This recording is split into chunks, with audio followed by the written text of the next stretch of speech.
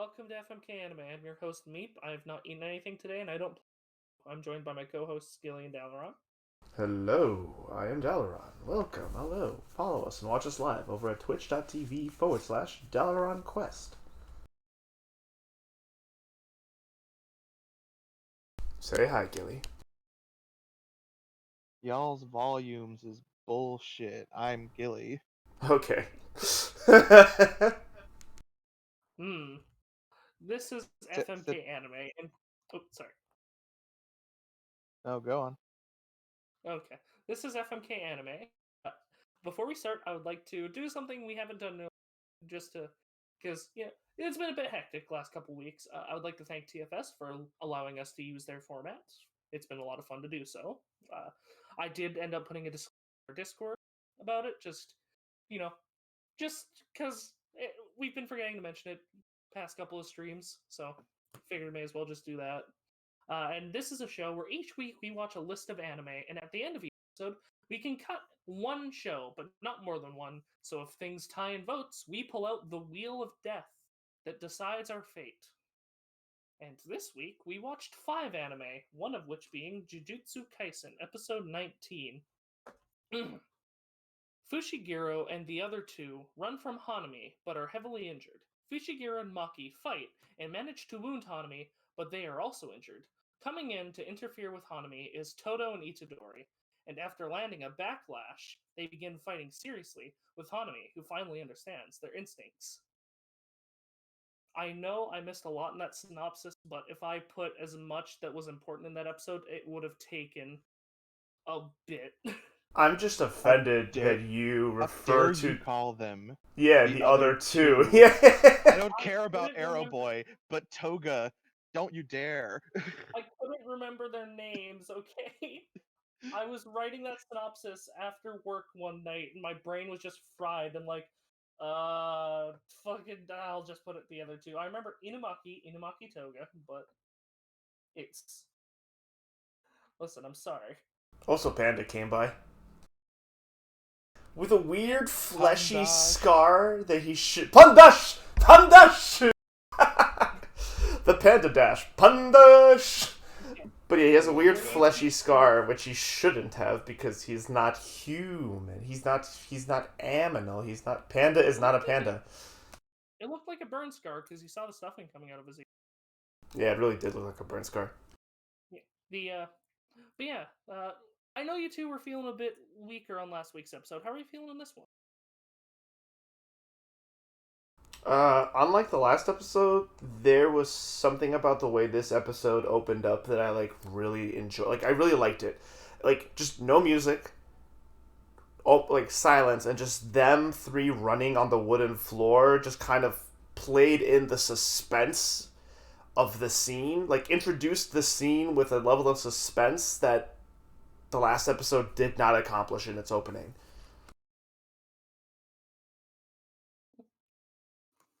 How about you, Gilly? How did you feel on this week's episode?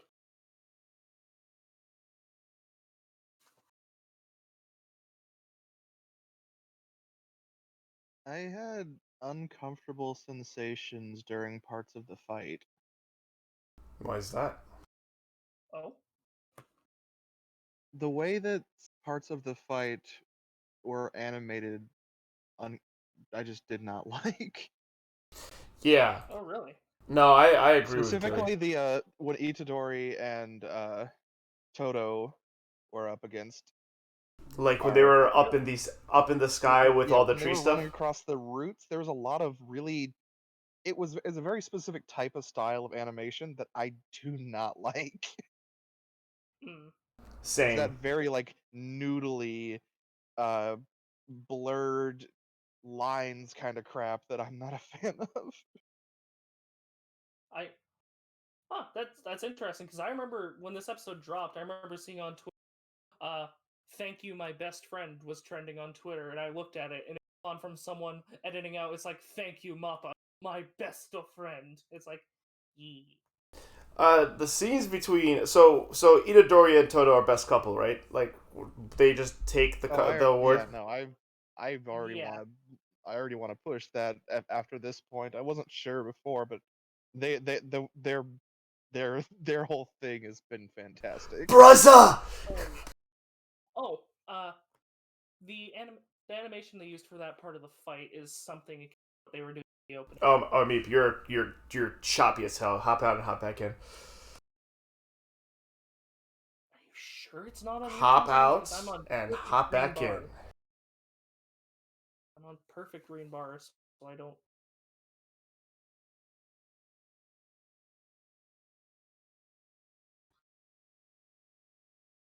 All right, let's hope that fixed the little choppy glitch. Yeah, you were saying? The animation they did in that scene were something akin to what they were doing in the opening, which actually, Perfect. fun little thing about the opening. This opening is actually more popular than the last one, which is surprising to me. It's surprising to me too, because I agree with Gilly full on that something about the animation makes me uncomfortable too. Like I don't like it. Like when I've been referring to like some of the animation, especially during fight scenes, being kind of ugly, like butt ugly. This is what I was referring to. It's all like the vines that shot out didn't feel like vines. They felt like jelly tentacles. And a lot of the mid frames, there's a difference between like mid frames between actions. They're meant to be abstract, blurred, stretched, because it's supposed to convey the speed, the weight of the action. But like the whole thing was done in a very kind of abstract, loose kind of way. I'm trying to use more like, and that's me using kinder words. Um, there is a specific style and a specific animation director in anime. I know they brought that person in. I know they brought him in for the Pain fight in Naruto, where that famous scene where Pain just like goes down and his face turns into a fucking, as if he just got like rocket launched. Um, a lot of people hate on that. I know there's a specific style. I don't like it. I don't enjoy it. I think it looks kind of meh. I think it's fine for mid frames. People who pause in the middle of an action are like, look how bad this show looks. Like, you're being an asshole. But it's just the whole run. Itadori was fine. Toto looked like butt when he first went into the sky, and like the vines and the trees and everything just looked really weird. Which is strange because Hanami's design is my favorite thus far. Even when she or they unlocked their devil trigger. Unlike other times where it's just I disagree, I legitimately don't know what you mean this time. I think this was one of the best animated episodes of the show. I just legitimately don't understand what you mean. I couldn't disagree more. Okay, let's see. I think I took some stills. Oh, wait, no, I didn't. Any stills I took would have been already in the Discord. And the fact that it got trending on Twitter and is Again, being already considered for one of the best animated episodes of 2021. Again, appealing to popularity does not make something correct. Delron, if 99 people are saying they're saying murder is bad and one person is saying murder isn't bad, do you think murder is bad or isn't bad? I think murder is bad, but that's because not because 99 people said so, but because on a fundamental level, murder is bad. Anyway, yeah, no, Toto and Itadori, guys. I really, really, really enjoyed Fushiguro and Maki, and I was hyped for that to be the fight of the episode. And then I was like, no, never mind. This is better. I like this more. This is good. I like this. But this, I love this. I really liked the backlash. That was such a fun and so well animated moment, and just having that be the trigger to Itadori understanding his cursed energy in the whole speech of you were throwing in an ingredient you've never tasted before, and it's like I never thought about that. That is right, and now Yeah. Itadori can fully utilize his cursed energy to its like greatest potential, or at least that's what we're led to believe. It also paints Toto in like not just a musclehead kind of vibe. Like he's not just like macho musclehead. He's not an actual complete idiot. He's just kind of an asshole. He's not even really an asshole. He's just a bit obsessive with his fucking idol crush. Like, and he's a bit of an asshole to the other people of Kyoto, but most of them deserve it. Like, we haven't really been given anything to, sympathize or like the people of Kyoto, except for Miwa. But like, Toto is one of the best side characters this season.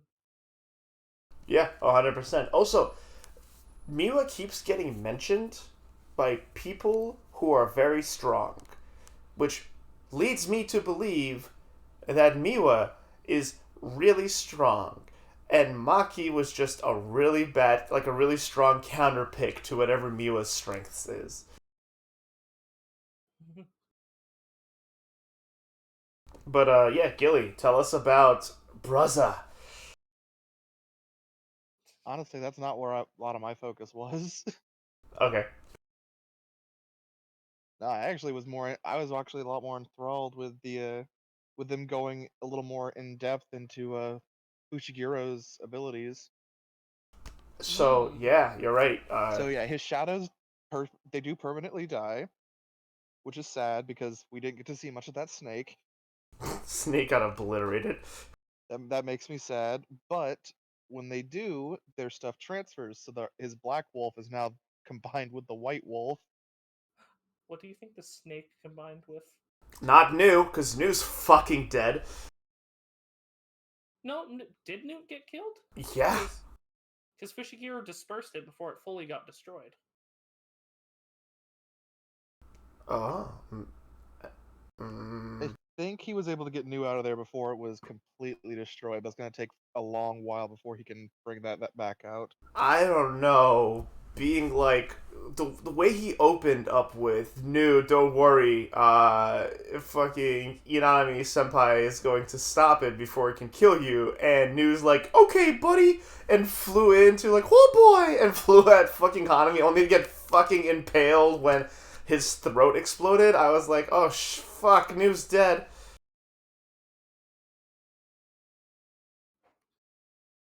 It's a I'm not sure. They didn't seem really direct to me, but I enjoyed seeing more of his stuff, as well as just seeing his fucking shadow pocket dimension Wait. where he's just keeping all of Maki's tools.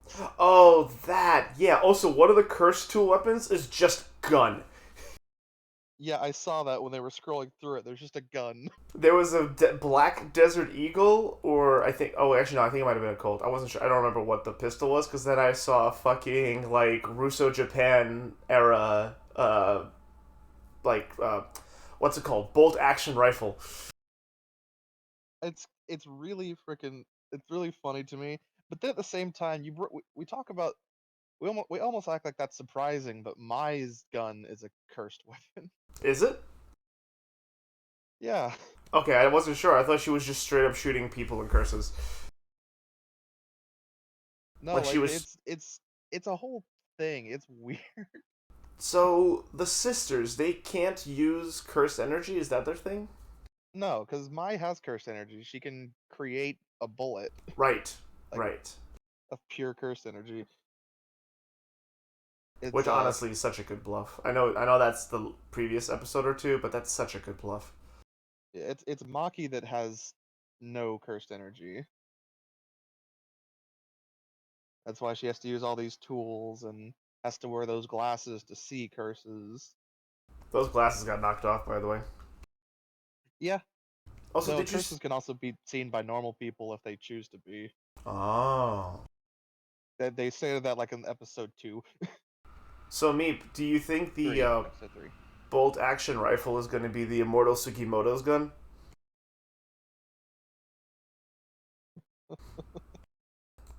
He might have to be taking care of that little errand real quick. I just want to see the cursed Tommy gun. The just the cursed papacha. Just. This is how I deal with curses. I light them. Load. Yeah, I light them the fuck up. This is my cursed trench gun.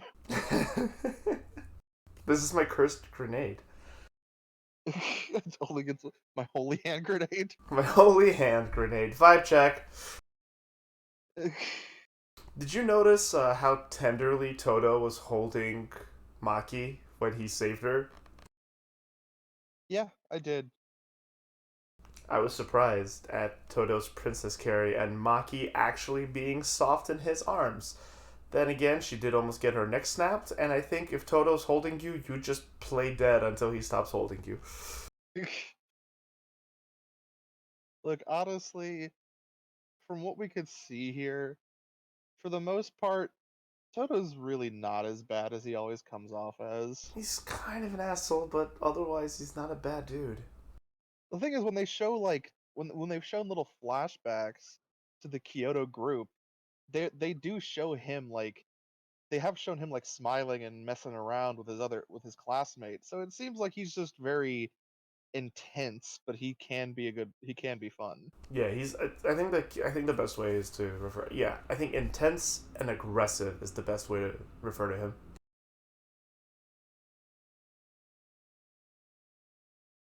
But we've seen in previous episodes the jokes they've made about the the men of the Kyoto the men in this Kyoto group that are like Toto, our ultimate Mekamaru, and the other Archer guy whose boy, name I cannot Archer, remember blood boy. Yeah, are all a bit are all a bit too intense. yeah. They're all a little. They're all very much in their own ways.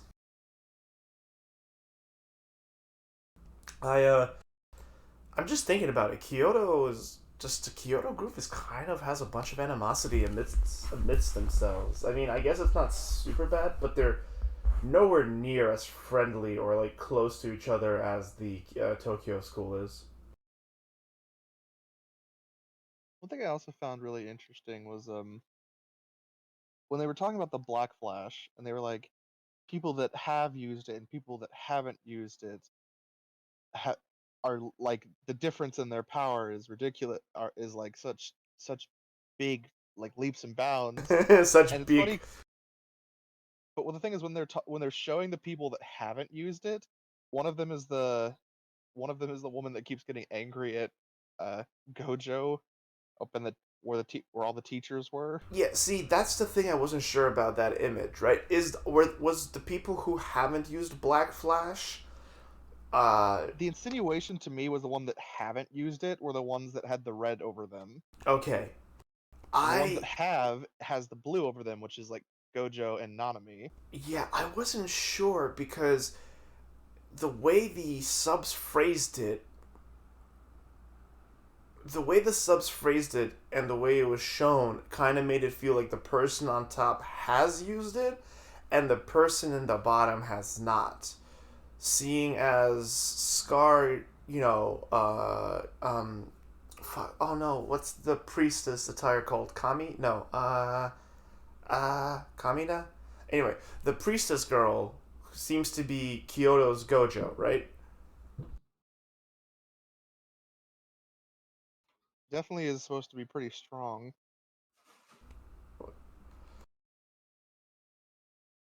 I Like, don't even remember who was below her on it.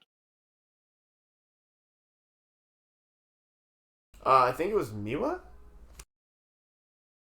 No, it was the weird dude we saw. It might have been the people on top had and people bottom hadn't. It's really hard to tell. Although, yeah, I find it hard to believe that Nanami has not used has not used Black Flash. Also, yeah, the way Toto makes it sound as if it's like this rite of passage that many Jujutsu sorcerers have to go through. But this is the first time we've heard about it, and I think this is just one of those inherent flaws of shonen where they will say something as if it's part of the universe when they're introducing it, even though it was never talked about, introduced, or mentioned beforehand. And I guess, I mean, nothing's perfect, right? I just think that's a flaw of shonen.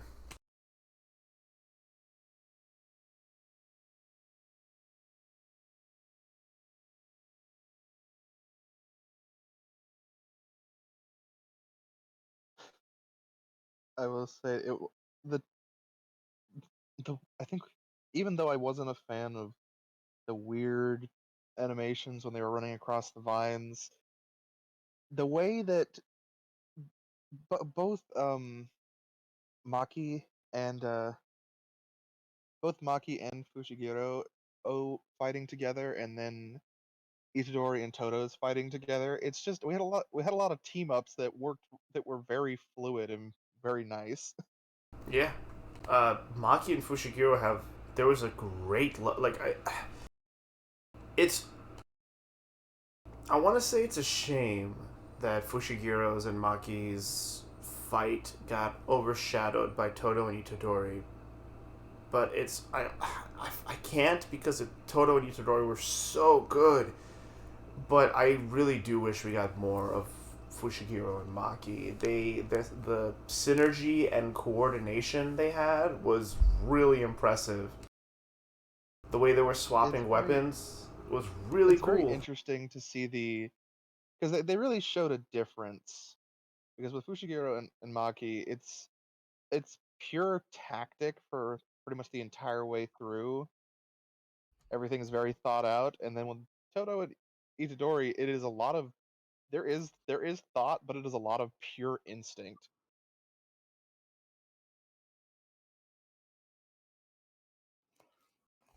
Welcome back, mate. By the way, the cats were outside with me. What do you Don't. mean? Shh. You just mute when you walk away from your mic. That's what you do. Anyway, welcome back.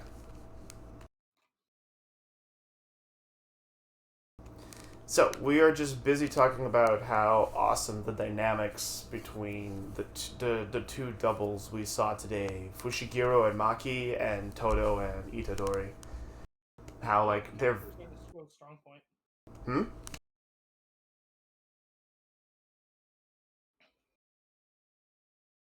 Anyway. Hello? Yeah, what'd you say?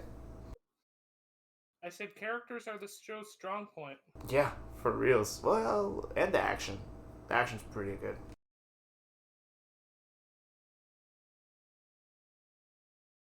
I will also one thing I did realize in this episode that it finally hit me because I didn't realize how I didn't realize we didn't have the opening play until it actually did, like I don't know, like 8-9 minutes into the show. Don't quote me on that, I didn't actually time it.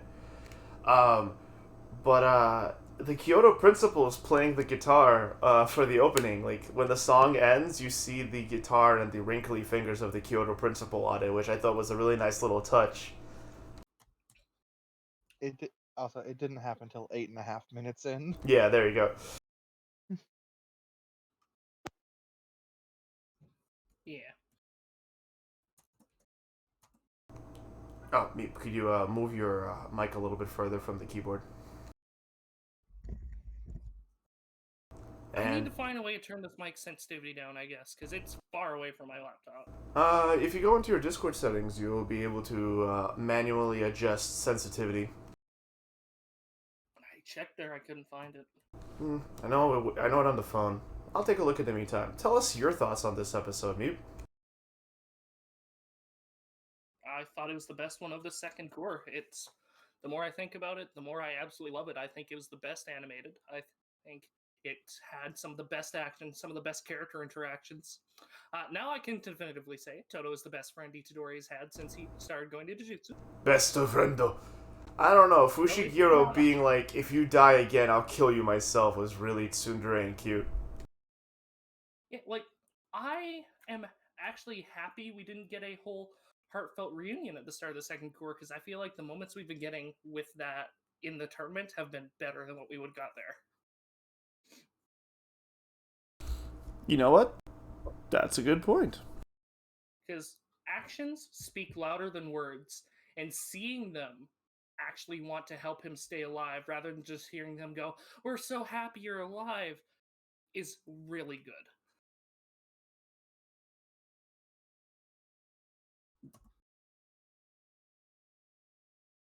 Can't see me, but I'm nodding. Yes. Are we ready for cards, ladies and gents? Let's see. Looking through my notes, my friend to Bruzza, the greatest fucking transformation of all anime. Um, yeah, Oh, we also, like, oh, sorry. no, go ahead, go ahead. I was just gonna mention, I love how they played the theme. Jogo's beat down against, or I mean, Gojo's beat down against Jogo. They played the theme that played during that. Because Is that what the theme was playing? Because I did listen. I yeah, did actually pay attention to the music during the Itadori Todo fight. it was the da da da da da da da da da da. Yeah, it And then just was. the It fit really well. yeah. Also, regarding that specific fight, before even that, when Itadori first started, like when he gave into his rage, I'm surprised you haven't brought this up, Meep, since that was like your favorite moment of the Mahito fight when, after Junpei, Junpei's dead, right? Like Junpei's actually dead. Yes, I've been saying this since I episode 13. just holding out hope, you know. I think it's better that he is dead. It gives more for his character development and growth. And I'm fully expecting at the end of this, Hanami is going to be about to kill Toto, and Itadori goes, "No, I'm not going to lose someone else," and then just murks Hanami.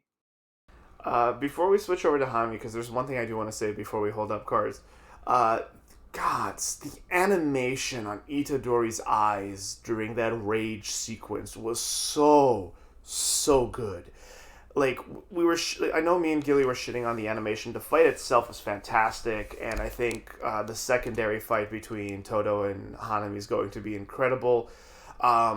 But the beginning scene before Itadori used Black Flash, the level of emotion and how the emotion is affecting Itadori as a fighter, both strengthening him but also weakening his focus, was so good. And yeah, this show's good. It's a good show. Oh yeah, And the last it's an thing I want. amazing. Sorry, go on.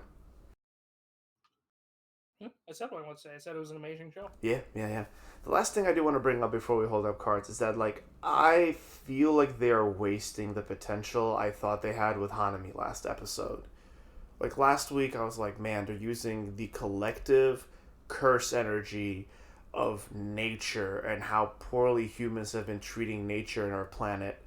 Uh, like, we'll see if we get more from them next episode, but all the philosophy and metaphor pretty much went out the window this time around. I'm worried So they're going for, like, oh, I am serene, I am nature, but in reality, I want to fight. I have a theory on that. Uh huh. I think that's a part of the. I think that's some of the negative emotions of the people who are doing it just because they want to see the world burn, leaking in. Like those who are pretending to be environmentalists just because they want to fight the system, fight the government. Those who are joining it just to have a cause to back behind. I think that's those negative emotions showing through. Because Oh. I actually like the idea that since curses are made of negative emotions and so many vastly different negative emotions are tied to these disaster curses, I like the idea that they have basic instincts like everyone else. Because as humans, our basic instincts, our species survives. That those are down to our line basic instincts.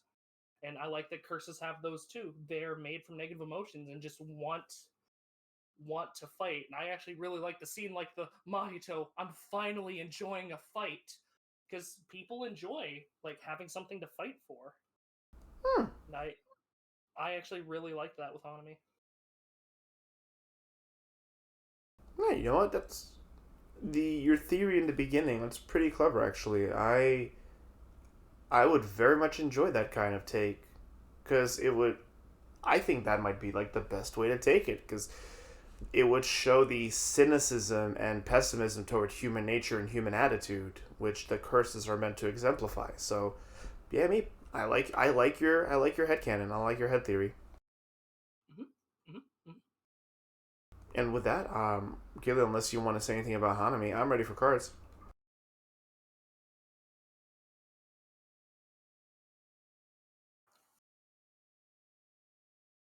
Can't believe Gilly's dead. Well, no. Well,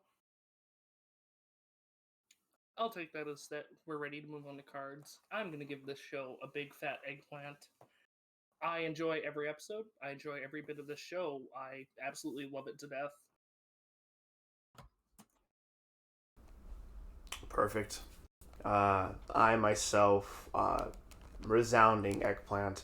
I just, next episode hype. I already said that I wish Fushiguro and Maki got a little bit more because just they're really good together, and it was just great to see them shine. I kind of wish they got all, but also I don't read the manga, so I don't know how much they actually had to themselves, and if that could have filled a whole episode. New might be dead, so that might suck. Originally, I thought New was dead, but Gilly made a good point. But yeah, seeing Todo and Itadori fighting together was incredible. The action shots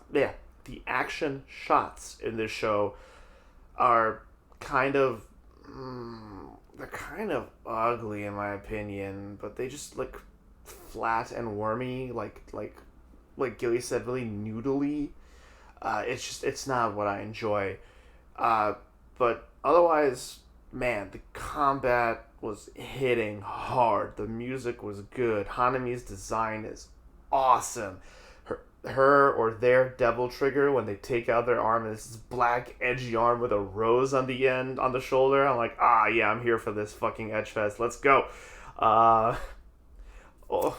I also get the feeling like they're death flagging Todo, and that makes me sad.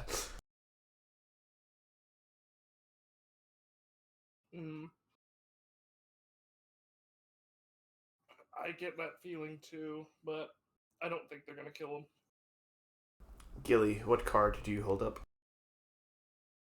I look at that flowery, black, hidden ultra arm, and all I can think is, Chad, when did you become a spirit? Oh my! You're fucking right. They totally have. Chad. Yeah, from Bleach. Bleach. Chad with it. Oh my god, Del Toro El Muerte. Oh god, that's all I could think about when it popped up. It's like, oh my fucking Christ. Oh my god, Hanami is Chad from Bleach, the gentle giant. uh, I am gonna fuck this episode, but I am like, I'm honestly progressively losing interest. Wait, from this episode? It was so high octane.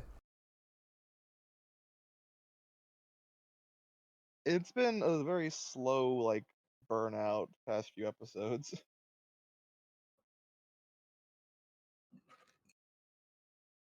I mean, hey, if that's what's happening, that's what's happening. If you can give us a reason, I would be very curious to hear what's making you lose interest. But, you know, to each their own. I really don't know. Just after the initial episode with Toto and Itadori meeting in their whole thing, it's just felt downhill for me. Mm. I do kind of wish we got to see more Toto and Itadori bonding, because Toto it just being Toto strong, Itadori want to be strong, Toto teach, is a little for lack of a better term, shoehorned in. It just isn't as satisfying for me.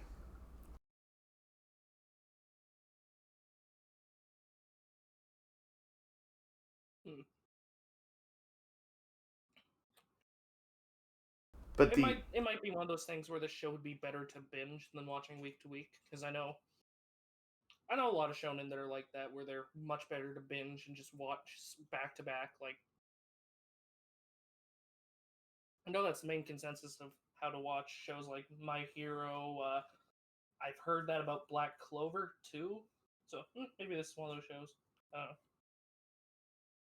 eh, I mean, in a post Netflix world, like, I guess we do need to just like consider shows like watching format, whether it's the binge watching format or weekly release. But anime is a weekly release, so it's. I just feel like that's not a fair argument to make, but it's whatever. It doesn't truly matter.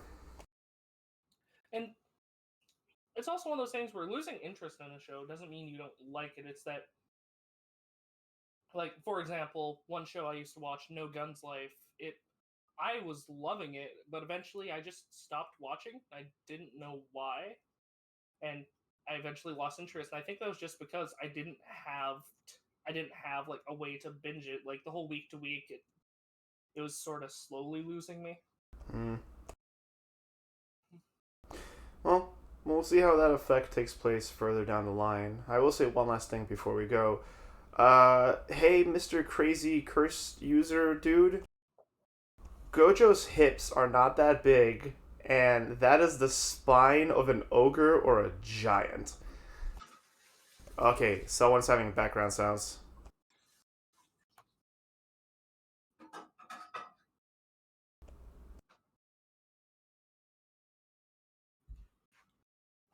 Yeah.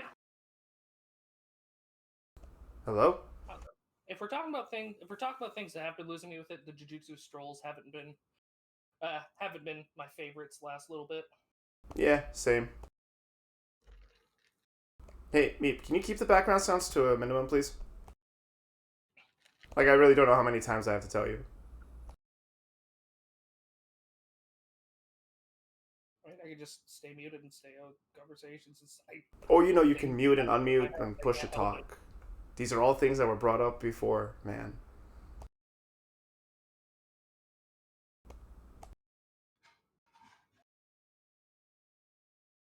But yeah, I agree. The Jujutsu strolls have been, they've just been. I don't know. Do you think that they're? How do I put this? It's rude to say like not that they're less funny, but is it that they're losing their novelty or that they're just like not as good as they used to be? What do you think, Meep? I just think they're not as good as they used to be. Mm. Like ever since Jogo getting kicked like a soccer ball, I haven't had one that I liked more than that one. I mean, we just enjoy seeing Jogo suffer. No, I just thought that the ones But we Big didn't know Titty anything about at Mahito. this point. What about female Mahito? Yeah. I like that one. That one was fun. I do like that we're getting to know more about the curses. I want to know about the squid really bad, but let's move on to our next show. Cells at Work, Code Black, episode 7. In this episode, Red Blood Cell Oh, was awarded as the top rookie. Starts to blame himself for his you cut out completely. Red blood cell. Red Blood Cell is awarded as top rookie, and his friends get jealous and start blaming himself for the oxygen producing ROS. They go to a sebum cell where the friend decided to give in to temptation to caffeine and nearly dies in a nosebleed. Back to weaker episodes of this show. This episode did nothing for me. I'm gonna be completely honest.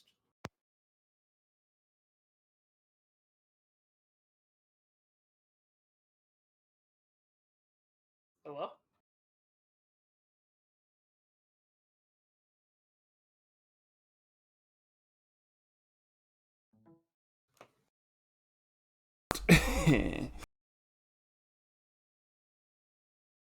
Hello, hello. Can you hear me now?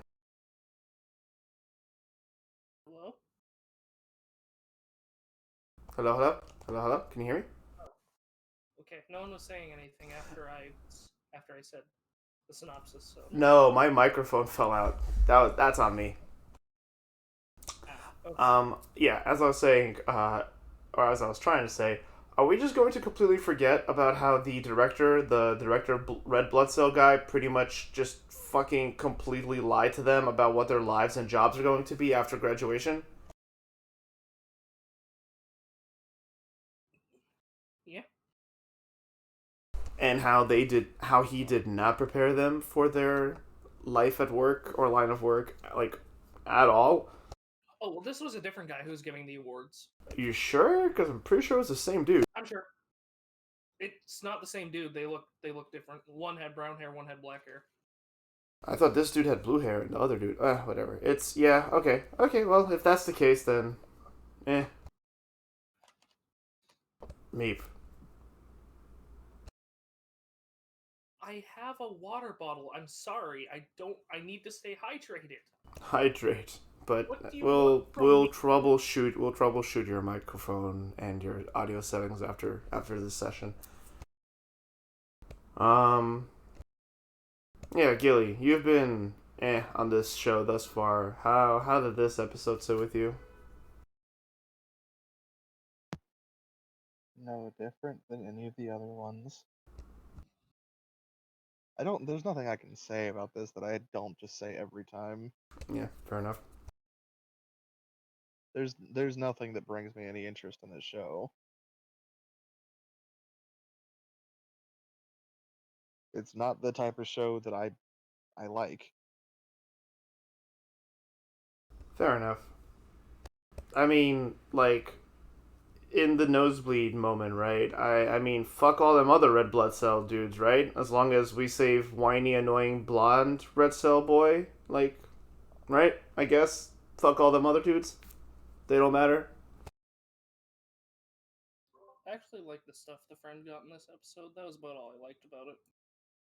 The only thing I liked this episode, like, I will say the one thing that I really did enjoy about this episode is I found the approach to addiction and, like, them addressing addiction to be done interestingly, with blonde boy getting, like, an actual withdrawal moment and, like, it spiraling his depression and, like, self-conscious and insecurities, like, in complexes even more so. Not how I expected the show to do it, but it worked. I thought that was, like, the one stellar, outstanding moment in this episode.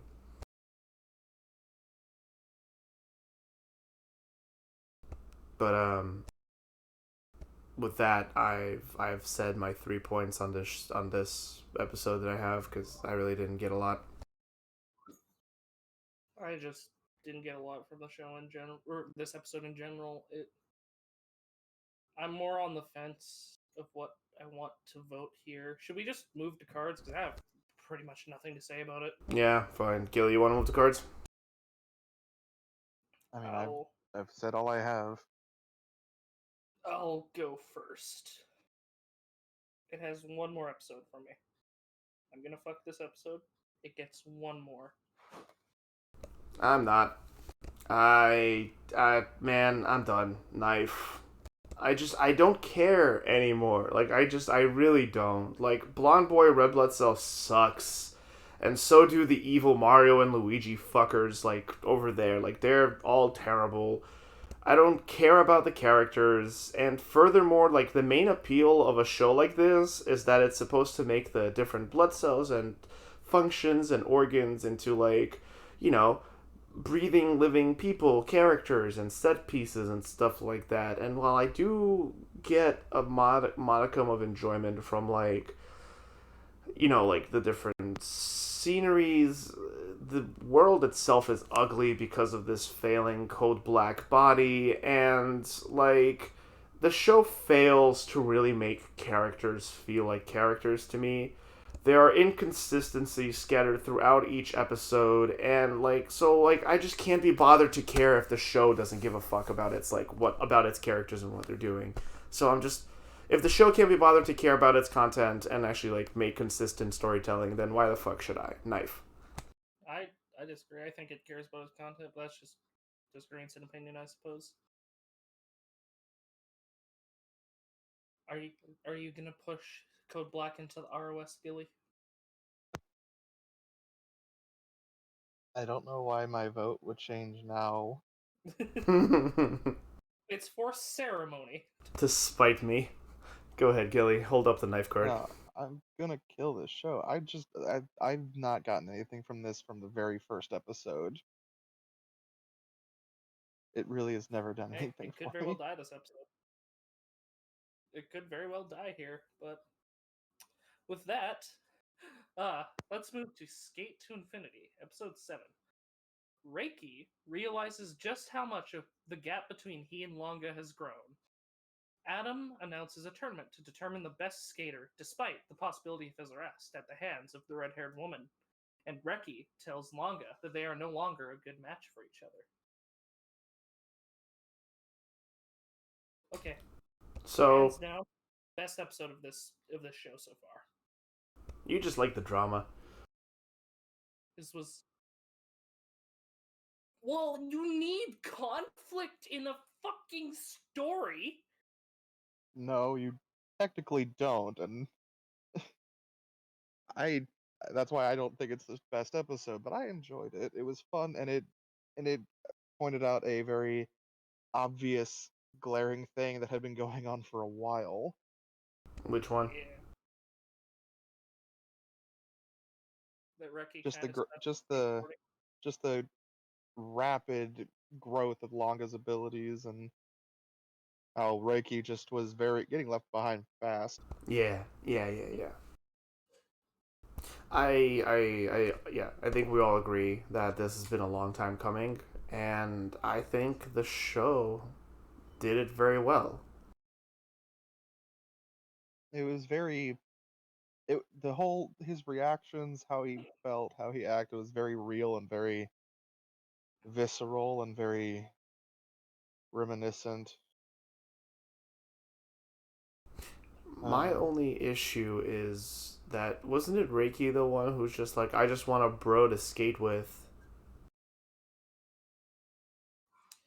Well, yeah, but at the same time, yeah, he just wants someone to skate with. But at the same time, seeing someone that you were teaching just a couple of months ago suddenly getting way better at you, and then people are calling you that nobody that hangs out with snow, that's that's the gonna have to on you. that was the main thing that's I think was what really messed with him is it wasn't even as big that as much the actual gap between them, but people were starting to like talk to him as the guy that's with Longa or the person just riding his coattails. That right there is what was hurting him And what because he was broke, proud of Longa's growth. Mhm. And what really broke him was Longa basically saying he's gonna break his promise and face Adam again. Yes. And I think that is the point where Reiki, with all of his insecurity and with his current insecurity and like turbulent emotions, that was the validation Reiki needed to like blow up on Langa.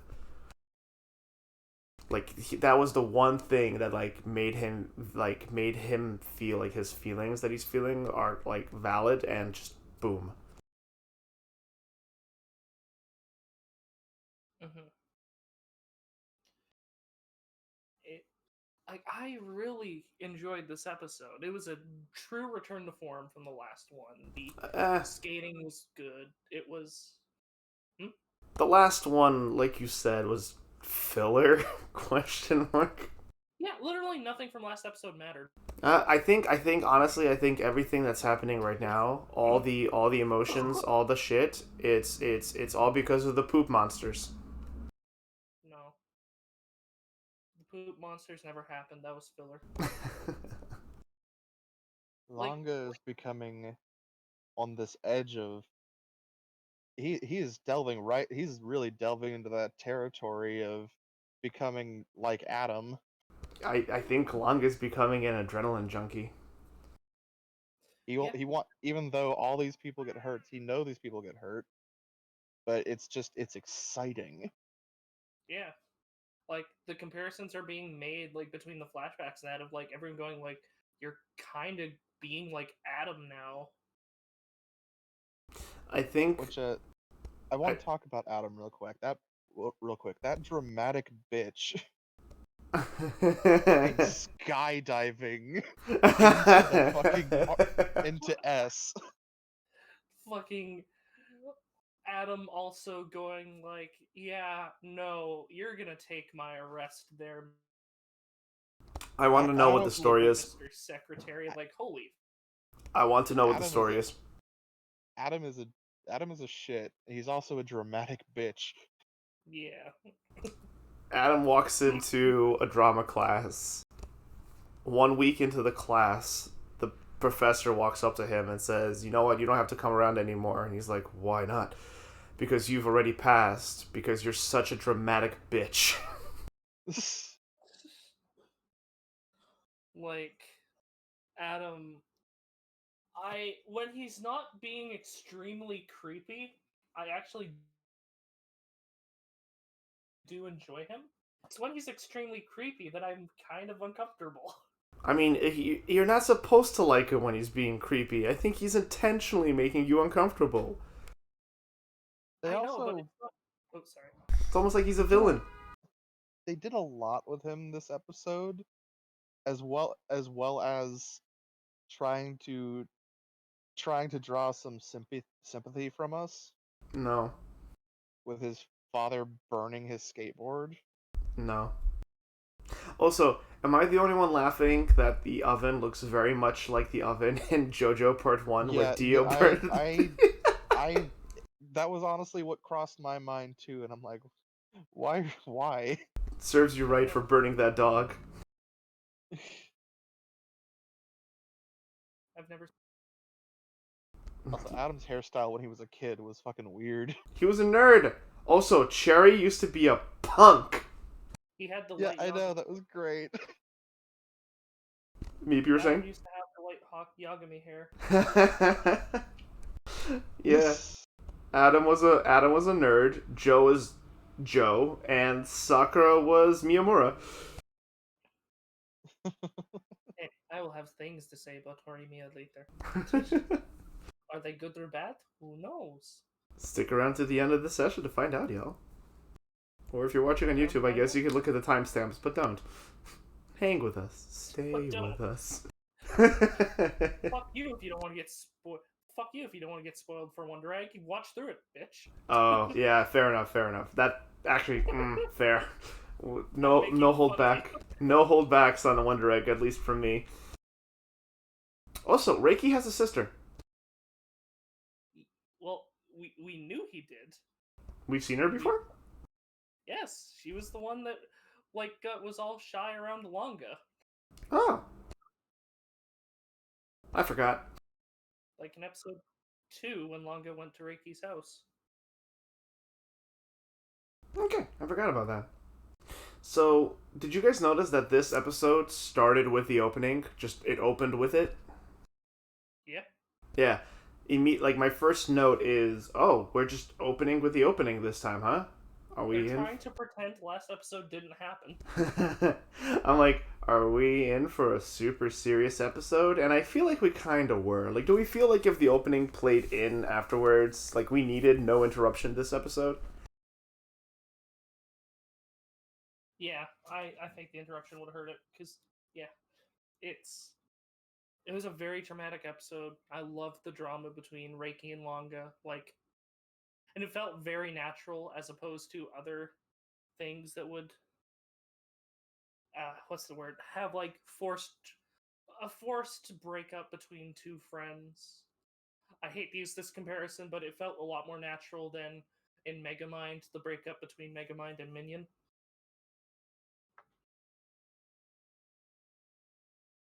My only complaint about that movie, though. I love Megamind. Hot take: Megamind is the best Pixar film, or not Pixar. What the fuck? Oh, Illumination. Well, whatever company made Megamind. Megamind is the best animated film. You flubbed that, bud. Megamind is the best animated film from the early to late 2000s. So, okay. So, show of hands if you teared up, if not cried, during the rain scene. Oh, I teared up. I didn't cry. The only show that's made me cry so far this season is technically Jujutsu, but that doesn't really Bullshit, you cried at Horimiya. count. And Horimiya. I Yeah. cried what? You said bullshit, you cried at Horimiya. Yeah, I said Yeah. Jujutsu technically in Horimiya. Yeah, my notes for the rain scene is like column and like probably 20 parentheses, sad face, and just sad rain scene. And also, no, fuck you, show. Don't play this funky chill beat after such a scene, damn it. Yeah, the ending was a bit I feel like the show could have gotten away with like a 2-3 second black screen of silence.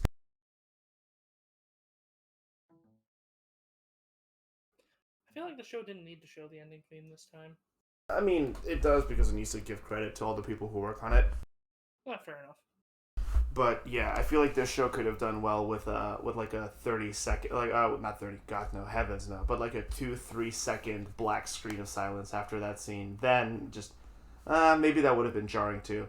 Point is, really sad scene, and like what Gilly said before, I think a crucial moment in, because you know the show, that this episode was talking about how it was showing us how Adam apparently changed, and Sakura and Joe were like trying to, Cherry and Joe were like trying to like bring him back, and now we're seeing Langa change, where he's like constantly driving to get this adrenaline fix, to catch the next wave, to catch the next high air, pushing himself. Goddamn, I forgot to take off the pre-show mark on the stream. But the difference between, like, that shift has occurred because before Reiki's all about like skating and having fun and just getting better, but Langa's like now chasing this thrill, and Langa's like, come on, like as a skater I expected you to understand the fun and the excitement to skate against Adam. And Reiki remembers his moment with Adam. He's like, dude, I'm not excited, I'm scared. Like, that was a huge disconnect between the two of them.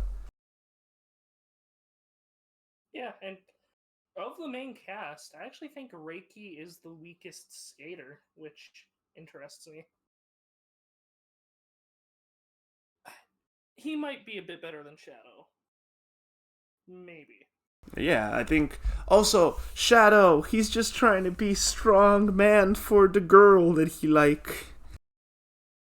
He's getting strong for love. Every time Shadow appears on screen, I love him just a little bit more.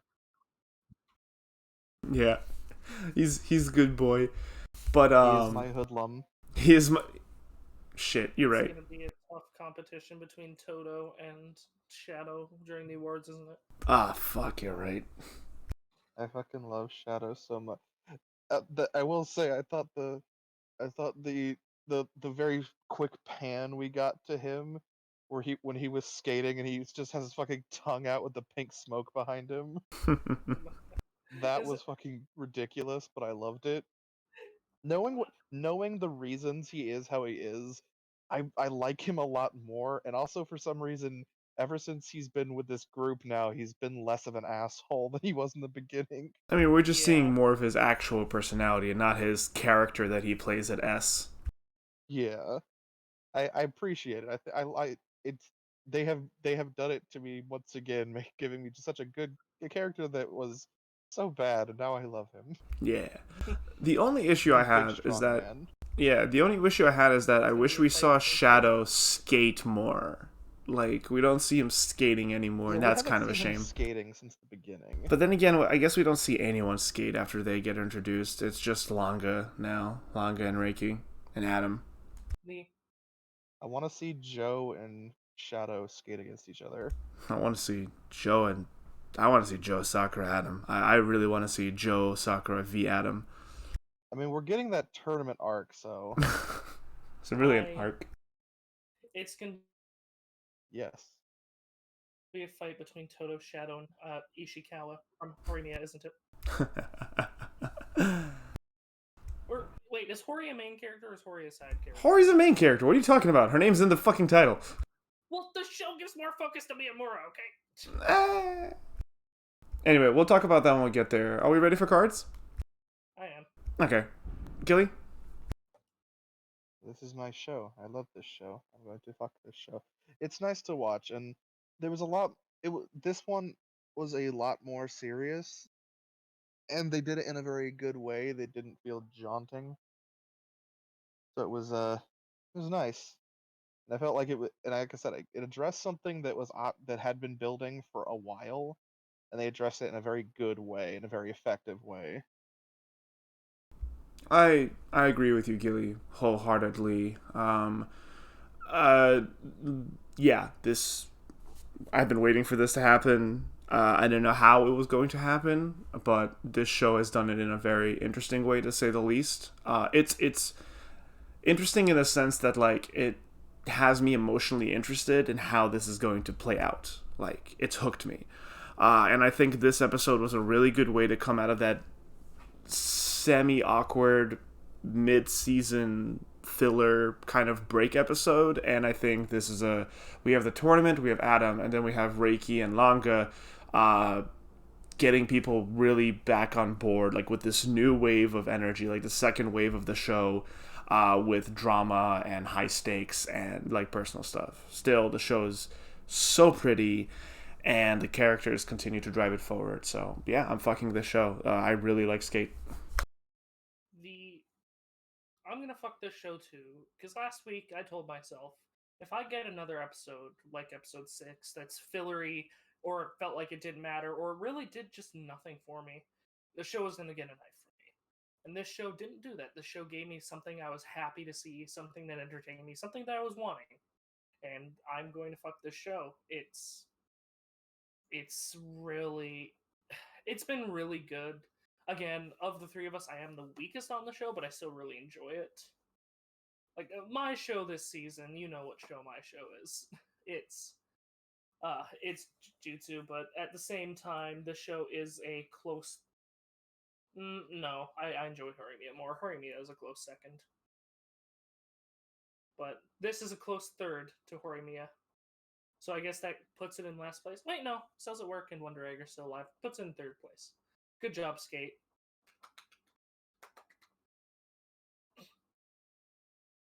Hmm. You get the bronze medal. Hey, I haven't killed Hmm. it. I haven't killed it just because I don't enjoy it as much as you do. Doesn't mean I hate it. I'm not sitting here ming you for falling off to Jujutsu. Hmm. Because hey, uh, season burnout is a real thing. It's a 24 episode season, and sometimes that's the rough part about it. Watching 24 episodes week to week can be a bit burning at I just know points. I've reached the point with it that I've reached with a lot of shows where I will sit and I've reached the point with a lot of shows where I'll fall off it and I won't touch it again for about a year and a half. Well, as long as me and Dal keep fucking it, we'll take solace in knowing that, hey, you'll have probably a year before the next season comes out. Yeah. Assuming they do the same way My Hero's been doing things, where it's been getting one season a year.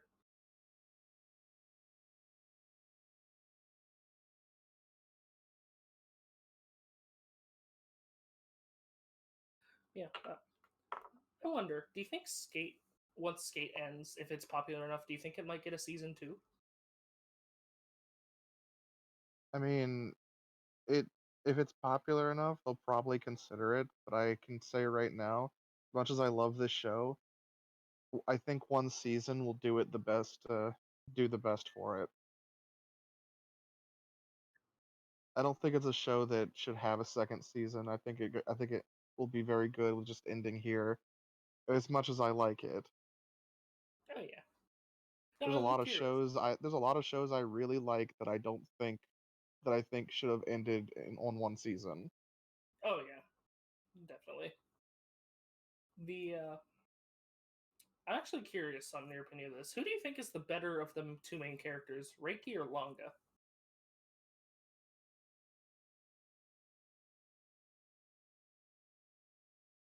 I don't really view one as better over the other. They both bring a lot of complexity and character to the cat to each other. Okay, let me rephrase that. Which one do you enjoy more? Because that. Sorry, when I phrase things like that, my brain goes default. Which one do you think better equals which one do you like more? My But no, answer does not which my one do answer you does like not more is more. change. Oof. Well, I can't pick one or the other. the awards will be interesting this year. Jots down in They my notes. both bring a lot of strong complexity, and they bounce off of each other. Oh yeah, they're fantastic together. I think they might also get nominated for best couple. I don't know about that though. Hmm, I do like them together, but I don't know about that. maybe. If I wanted I to mean, choose best best couple couple in that, this year. if I was gonna Sorry. choose best couple in Skate, it's Joe and Sakura. Fair enough. Their dynamic has they made it clear to us that their relationship has already been pre-established, and the way they play it and consistently keep it going even with little things is very good. Mm. My best couple this year is I and Mr. Sawaki. Tori and Miyamura. Or I meant Aya's mom and Mr. Sawaki. Aya's mom and Mr. Sawaki. Fuck. I could feel chat staring at me.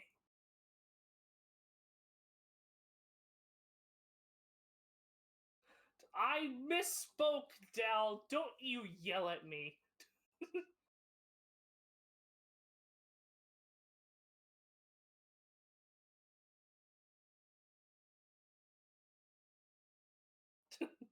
Now we Do know it what then, Meep's coward. into.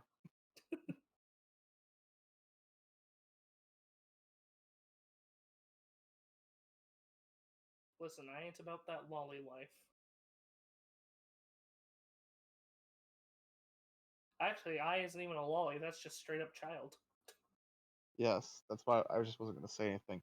Uh, but no, Joe and Sakura, fantastic couple, fantastic like pairing in Skate. Oh, They're very good with they have that fun yell at each other, fuck with each other friendship that is just enjoyable to watch.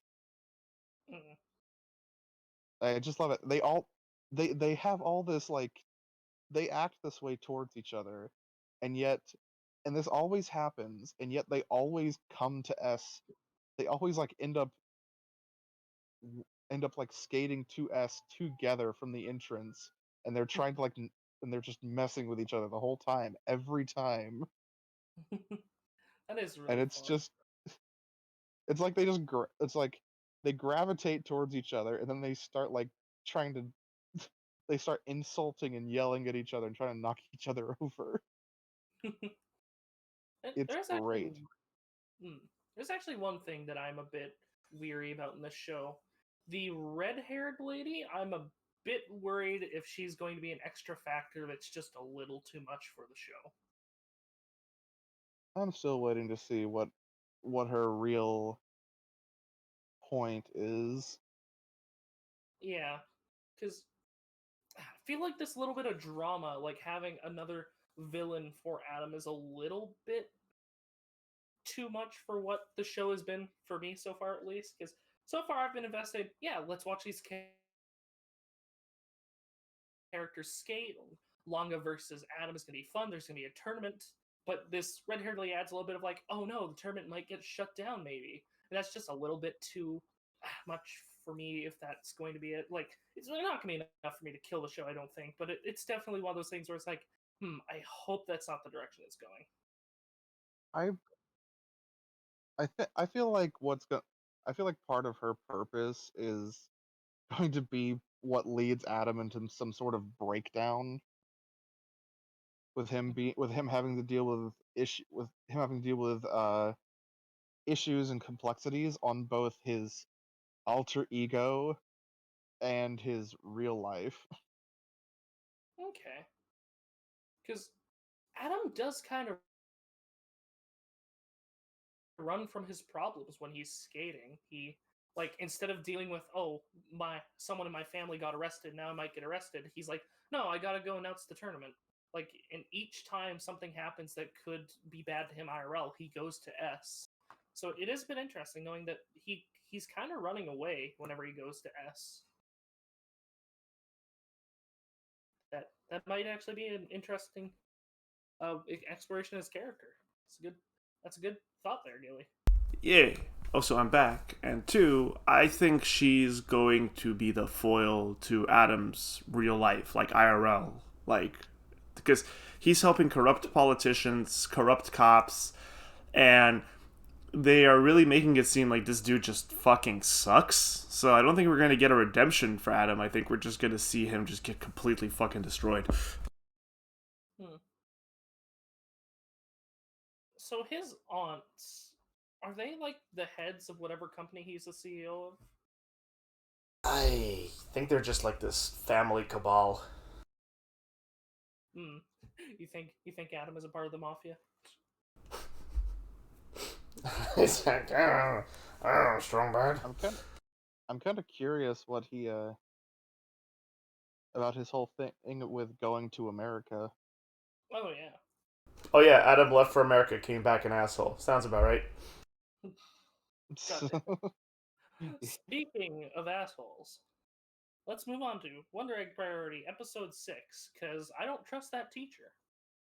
The girls are given adorable animals to fight the haters, while Oh, cut out. Mr. Sawaki and Ai's mom start to date. The group debates. Hmm? Mr. Hmm? Sawaki and Ice Bomb starts to date. Mr. The girls are given adorable animals to help fight the haters, while Mr. Sawaki and Ai's mom start to date. The group debates which ass Sawaki is after until Neru suggests that Ai is after the ass. Ai fights an invisible ghost girl, then tells Sawaki that she's gonna return to school. I don't trust Mr. Sawaki, and I don't trust Ai anymore. I trust I. Although the ending is weird, we'll get to that. Um, I trust I. I never trusted Sawaki. I still don't trust Sawaki. Told you they're fucking him and her mom. Um, yeah, it's so weird to go to Wonder Egg Priority after Skate because Skate is so very much like on the nose and just like look at everything that is happening, while Wonder Egg Priority is just like I don't know who's doing what in reality. I understand why they put this card on the table. I understand it. It's objectively good. It adds to the quality of the themes and that. But personally, I felt uncomfortable they dropped the Chekhov's gun of, wait, what if I likes Mr. Sawaki? And it's sort of at least implying a bit that she might, or trying to mislead you that she does. Well, I'm remember, not fully comfortable with that. I is also, socially awkward, and she has very prevalent insecurities about her eyes being different colors because she was teased about it in middle school. And when her friend Kokui, I forgot her name, um, became friends with her, it's because she complimented her eyes, and then fucking Sawaki-san sensei, he was drawing her, and it was just like, oh, your eyes are so like are so pretty. You're so amazing. If only you could realize how pretty you are. If only you could see yourself the way I see you. If only you could have the confidence of seeing you the way I see you, which I still think is an incredibly predatory fucking thing to say to someone. And very manipulative. Yeah, that's something that groomers say. Yeah, that is something that Exactly. groomers will say. Exactly. Which is why it made me start to feel uncomfortable when it was like, oh, I might like him too, and I'm like, Yes, because it I would be really personally feel bad. uncomfortable. It'd be really bad if I actually has feelings for this. Like, he is an attractive male in a position of influence, trust, and power.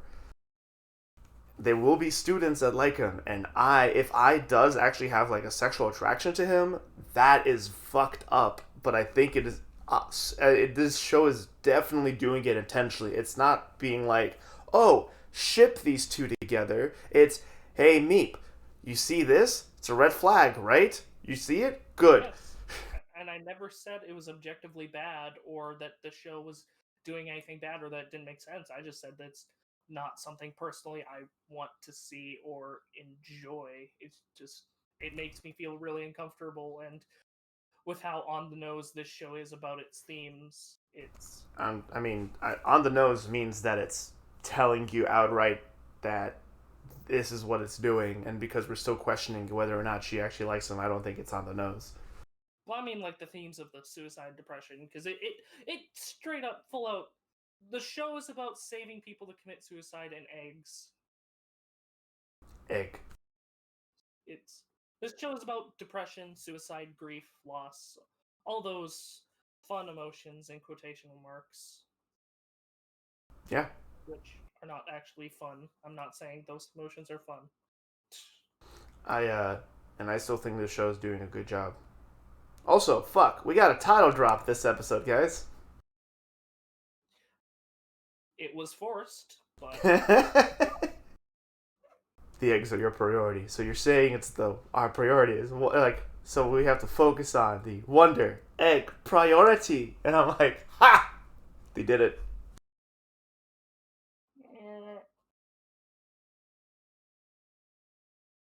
At least Grouchy Bedhead Eye is adorable. She's great. We got that immediately after the title drop.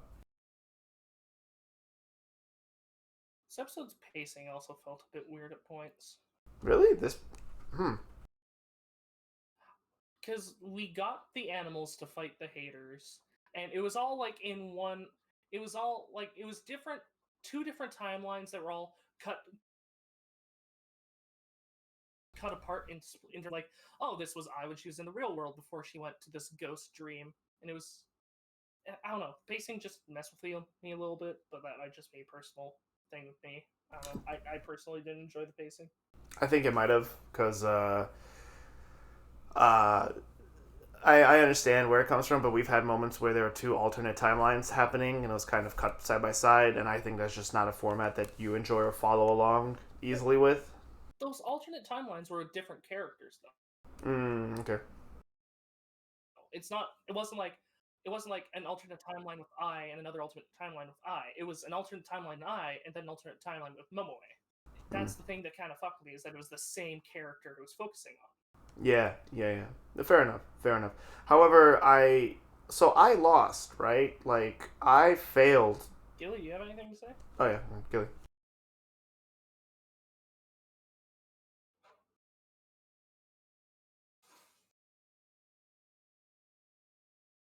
Gilly. Me boy. Me precious boy. Well, quick, someone check his room. Is he a Wonder Egg? No, bad me. Did someone put him in a banana peel and slam him against the wall? Wait, is that a reference to something?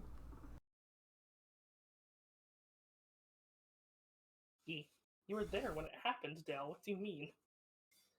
Put him into a banana peel and slammed him against the wall? I will explain it after. Okay.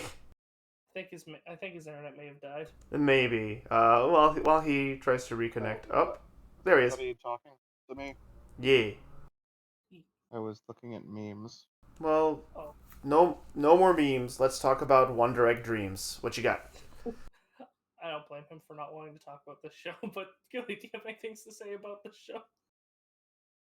That's why I was looking at memes. Don't knew it. have like anything to say. This episode didn't do it better for you? God no. I've been able to have a little more appreciation of this show, but no, I'm not here. Alright, well, as discussed in previous episodes, due to this show's topics and themes and their effects on you, we shall not hold you to this conversation. I understand. It's not even just that this barely covered anything that made me think about anything. I just didn't think it was good. Oh, really? Like I've been other than like I've been for the most part okay with this show because I've been able to respect its like artistic view and the legitimate quality. I did not get that here. Huh. It's Yeah. interesting to hear you say that. Like, I found this episode to be much easier to, like, digest. No, the ending was unexpected, but I'll talk about that later. The animal arcs just sort of happen, Yeah, that's true. and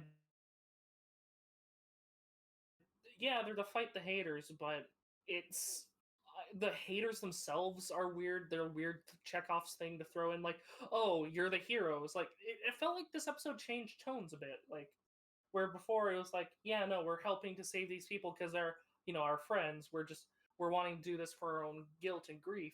To it swapped to no, you're heroes for doing this. And it's like it kind of swapped tones a bit quickly there, show. Just because of my good faith that this show is built up, I think it's like intentionally pushing this narrative on them because we saw them kind of like starting to push away from continuing doing this. So I think the world is doubling down on them and pressuring them to continue working. Even though they themselves don't feel like heroes, they straight up go outside like heroes. Like, we're not heroes. We're just doing this because we want to and for our own selfish reasons. And it was like, no, you're a hero. Like, I think they're like intentionally being fucking obnoxious with it. Because I personally have, like, I mean, look at how we treat essential workers during the pandemic. You're heroes. Can we get a living wage? Can we get a raise for doing this essential work? Haha, eat shit. Yes. How do you Oh, sorry. how do you feel about the nice, fun, dark connotations when you look at the opening now and realize the opening starts off with 4 Wonder Eggs designed after our 4 girls? Yep. Did you just catch I that? didn't want to think. I didn't want to think about that. We didn't I have our full cast until a couple episodes ago, and I didn't pay attention to it very much last episode. Yeah, I saw the colorations and I'm like, it's each of the girls. If you die in the Wonder Egg, do you become a Wonder Egg? I don't think you can die in the Wonder Egg. Oh yes, that's the plot twist at the end of the show. They can bring them back, but they have to become an egg. Oh fuck, oh no. I Wow, that's gonna don't. be really good. That would kill the show for me. That would get like not just a knife, but like an executioner's guillotine for me. Like,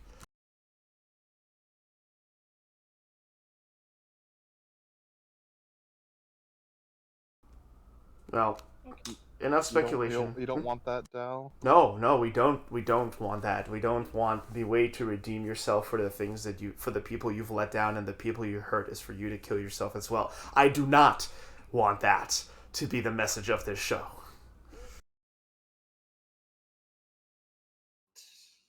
No, I'm doing it that right would now, Dal. You talk me. That that would be a really bad way to end this show, and yet that would be an incredibly I can toxic way almost to be end a worried show. they do it. No. I think that's how they're gonna end it, personally. We'll see. We'll see. Well, you'll see. As for other things to talk about in this episode, I love the whole scene with the girls when Ai is telling them about her mom and creepy uncle sensei. Like, thanks, mate. I can't help it when I'm fucking dying. No, die. Don't die. Live. And also, mute. Hopefully On you. my spit. I can't grab the mouse when I'm grasping my throat. Well, obviously your priorities are not in the right place, Meep. Obviously. Yes, I should focus on the audio quality, not the fact that my life might end. I hope you die in my Wonder Egg. But yeah, the whole scene with Ai and the girls when she's telling them about. It's a very fucked up thing to say, which is why I just moved on, because I know you don't mean it. It's I thought it was really cute the way Ai is just throwing a tantrum and just like even the girls like watching her, they're like, oh, Ai's here, she's skipping, does she seem okay to you? Oh, and now she's lashing out. And when she breaks something she panics because she's like, oh no. I love I really do. I actually did like that. That was funny. I think she is a precious being, and I love her to death. I think she is just I really enjoy the character. Yeah, That Gilly. scene I can appreciate because it's very realistic. Yeah, she's just like finally lashing out, and the what time she lashes out, she breaks something and immediately panics. Who gave I a gun? That's why she's going back to school. I honestly, okay, Fuck, Gilly. we've talked about it a few times, so we might as well talk about it now. The ending confused me. I don't understand.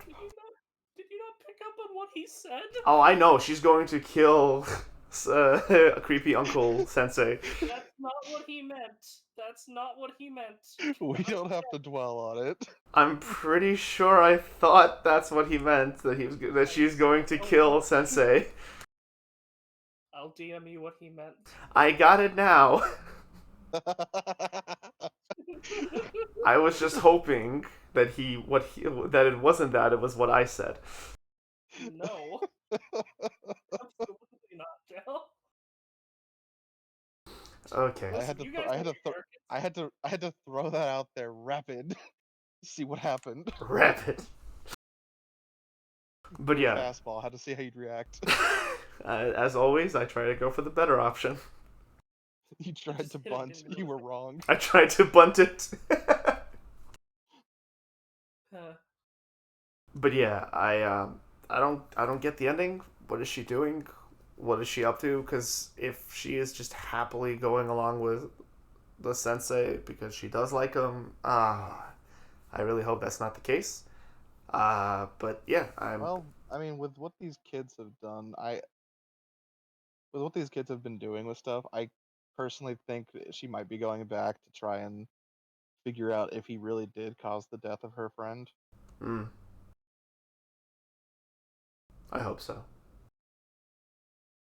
I personally think that it's because she likes him, but that's just because of all the Chekhov's guns they were dropping about it this episode. Because they were dropping it left and right, like the I likes Mr. Sawaki, and then in the ghost fight, she's like, "No, I don't like him. I don't like him. I don't like him." And then she's like, I don't, I do." It's like, no, or I don't know if that's her exact words, but it's like heavily implying that she's fighting with herself on if she does or not.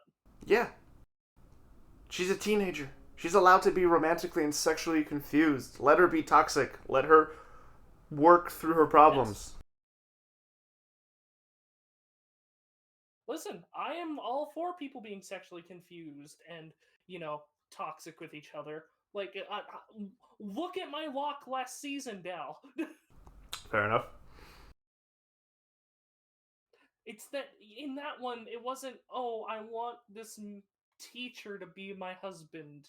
It was, I want my friend to be my wife. I Yeah. just don't like the creepy connotations that she likes this teacher. I know it's for its objective quality. I get that. I understand that. But on top of me already not being warm on this show and it personally making me uncomfortable, I just can't. Mm. Well, we'll see how it goes. You keep referring to Chekhov's being Chekhov's guns, but that's you assuming that your read on it is correct and that is the way that the plot point is going to go. It's the read it's intentionally trying to give us, though. And It's if the it's going read to mislead us, you are it's still getting. giving us that read. It's the read you're getting. I wouldn't go as far as to say that what you If feel. it wasn't what they were trying to imply, why would one of the girls have literally said and made a big deal out of what if I likes Mr. Sawaki too? Why would Because they're teenagers, Meep. They're kids. They're figuring themselves out. and that's a plot thing they're dropping there that is a possibility. Yes, it is a possibility. And if the show runs with it, then we're going to see what. Comfortable in Well, too bad. It's real. That shit happens. Meep, in case you haven't in case you and people listening need this to be said, students get sexually attracted to their teachers. And certain teachers will prey on that and use it to have sex with their students. Yeah, I know that happens. Doesn't mean that I have to like the show because it's tackling with something that happens. Well, I mean, if you're not here to talk about real life issues in a real life way, then this show is not for you. You don't have to gatekeep with the show. Oh, what do you mean? How am I gatekeeping? like, I just don't enjoy the show, and you're giving me shit for it. I mean, don't see how that's gatekeeping, but I am giving you shit for it because I like the show. I'm just kidding. Okay. Yeah. Don't fucking gaslight me. I'm not gaslighting you.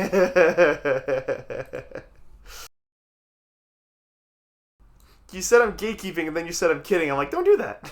I never said I'm kidding. I said I'm just Oh. explaining why I don't like the Oh, show. sorry. You're telling me why Apologies. I should enjoy it and why I'm wrong for not enjoying it. Okay, if I came off that way, if I came off that way, I'm sorry. That was not my intention. But also hating on the show for its intentional discussion of real life situations also isn't correct. I never hated on it. Each time I made my point, I said, I know it's objectively good. I know it's for its quality. I don't like it. Okay. If I thought it was bad, I'd be sitting here dunking on it like I do Kuma Bear. I know it's good. It's just, I don't like it. I like that Kuma Bear has become the go-to Meep hates this. Hey, would you prefer I say Ikebukuro? Yeah, you didn't hate Ikebukuro. I was just extremely enthusiastic about it. Yeah. Are you ready for cards? Two things before we go.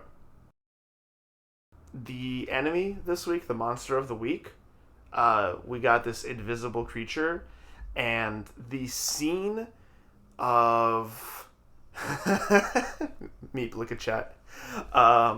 The scene, the way the enemy was introduced, where the egg girl was explaining how she was bullied because she saw spirits and no one would believe her, and that drove her to a point of desperation.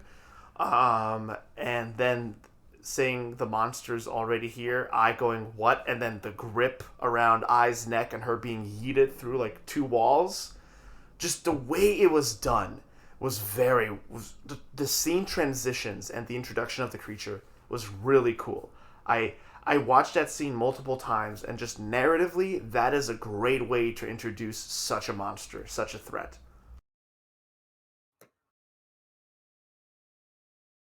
I'm currently thinking how I can implement that as a DM in Dungeons and Dragons.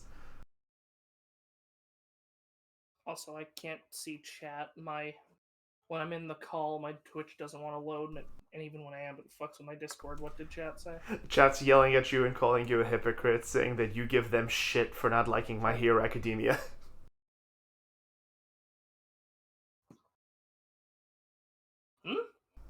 Remember, I think 2-3 sessions ago, during break, you guys had you and Chad had an argument about My Hero Academia where you got heated and you're like, well, if you don't like My Hero Academia, you're wrong and your taste is bad. Yeah, I'm obviously being satirical when I say that. And there's no hint of seriousness in my voice when I say, if you don't like this show, you're bad and you should feel bad. There's no hint of seriousness there. And also, when people argue with me in absolutes, I argue back in absolutes. Fair. Well, you know what?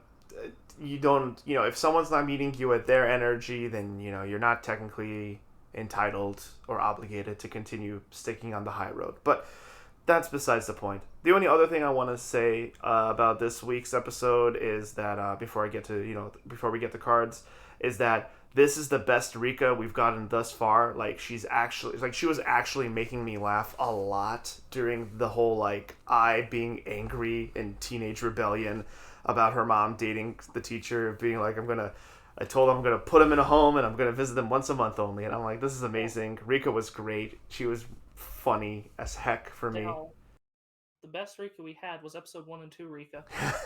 No Rika? Yes. And as far as Momoe goes, Momoe, no, dude, your uncle is creepy. You are a precious, adorable bean too, Momoe. But that little giddy dance she did was so cute when she thought that her and I might become sisters. The little fucking toot toot toot, and does a little Also, it was so cute. It was so cute. when Momoe hatched her animal, she totally turned that girl down, right? Oh, yeah. It's gonna be, there's gonna be another Wonder Egg for her to save. Yeah. I think there's a level of guilt there, right? That like because her turning that's not fair, right? Like if someone asks you out and you turn them down and they threaten suicide on you, that's not about you. That's about them. They're either manipulating and controlling you, and if they're or they are just suffering so much that was the last straw. Like, but that is another level of guilt that is present in this show with the character that is Momoe. Also, I am a bit curious. Do you think Momoe gets confessed to so many times because people think she's a guy? Yes. Or do you think... Okay. Yeah. I was thinking, I'm like, she's confessed to a lot more than especially by the same gender than what would happen in Japan, because the homosexuality still has the stigma in Japan. No. Which is why I'm thinking, like, do they think she's a guy, or is this just like, pushing point of, oh, Momoe's friend loved her and committed suicide because she didn't accept her feelings back? That's the whole point of Momoe's introductionary episode is that introduction episode is that girls think that she's a boy and a very pretty one at that, so they hit on her a lot. And that makes her body dysmorphia and self-identity insecurities just flare up all the more. And I think she might have actually had romantic feelings toward her friend, but she got proposed, because in Japan it's, you guys watch anime, right? All of you chat, you've all seen it. In high school, you come up to someone and, no, I've never watched an anime in my life. I've never watched an anime in my life. There's the whole high school thing where it's just like, I love you and I please go out with me. And, I think she wasn't expecting her friend to do that. And due to her own complexes and insecurities, she rejected her. And now that happened, and now she blames herself, and it's just a spiral, and that's what each girl has, their own spiral. And I think I has to be spiraling right now, because the dude who she believes was responsible for the death of her friend because he could have potentially been fucking her friend is now fucking her mom, and there's something going on within her for him, and she hates it. She hates having feelings for him. She despises it. But shit's fucked, yo. Also, Momo, your uncle's a creep. I also think it's very unprofessional. It's very unprofessional. What? Going, you blame Koito's death for... I said I think it's also very unprofessional for Mr. Sawaki to go, yeah, you blame Koito's death on me, don't you? Well, I'm gonna fuck your mom. Bye. Does the dude... Okay, piece of shit. Assuming the guy isn't a predator and wasn't having sex with Koito, does the dude not realize, hey, I'm banging the mom of the person whose friend committed suicide, who she thought I was romantically involved with? Maybe I shouldn't do this. Did he not realize that? I'm just surprised Momoe is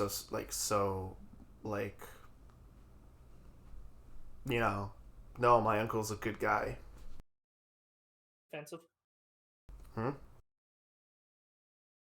Why Momo is so defensive of her uncle? Yeah, I mean, I get it. Family. I think family's important to her, but... It was also said she doesn't go to the same school. Yeah. Oh, I wonder why. Also, did you notice how defensive... Oh, sorry, go on. I just said he doesn't want to bone his niece. That's the one thing the show hasn't tackled, and that's incest, and we'll see if it crosses that line, too. Oh, God. I don't want to think about that. I mean, that's something that could... Exactly, it's a fucked up thing. But, yeah, did you remember how, passively defensive, quiet, subtly defensive he got when he's like, oh, how did I and Momoe meet? Oh, they're friends now? How did that happen? Like, I don't like you. Anyway, let's hold up cards. Okay, I'll go first. the show wasn't doing much for me before. I prefer I prefer shows that tackle with themes to have stuff around it that I enjoy, like more meat for me to enjoy rather than just looking into and analyzing the themes. That's just the way I prefer to have sort of thematic pieces like this that are a lot more thought provoking than like your average like generic isekai. Examples of that are the subtleties of Ancient Magus Bride, Vinland Saga. I really love how Studio Wit tackles it. This just isn't my cup of tea. I'm gonna kill this show. No, that's fair. I the show's not for you, and from the very beginning, I said that this show is not gonna be for everyone. By its inherent ambition and what its subject matter and what it strives to do, this show will never be for everyone. And I completely understand why it's not for you either. And that's okay. I love this show. I'm holding up the fuck. Like I said, I thought this episode is much like breezier, easier to digest. It wasn't as quite as heavy as the other ones. The ending confounds me to say the least. But that's not inherently a bad thing since I'm also intrigued. Like I am very much intrigued to see what is I up to because like I don't think I is going there to fuck the teacher. It's not like what are you doing? I know. It's like what are you doing? There's more to this, right? What you up to? What you scheming? But hopefully it's not what Gilly said either because if it does that, that would be the show dropping the ball really hard, and I really don't want that to happen because personally, I am here for the ride.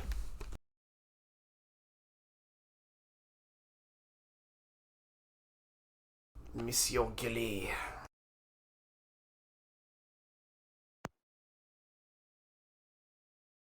My opinion is quite known here.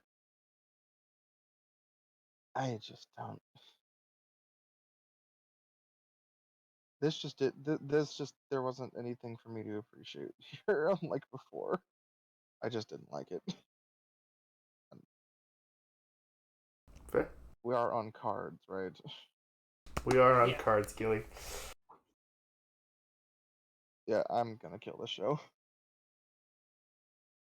Well, you hate to see it happen, but I understand.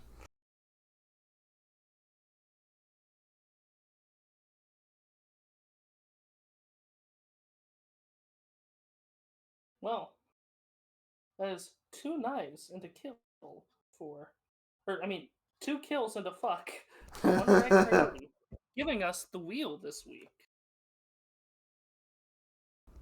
Fucking Code Also, Black.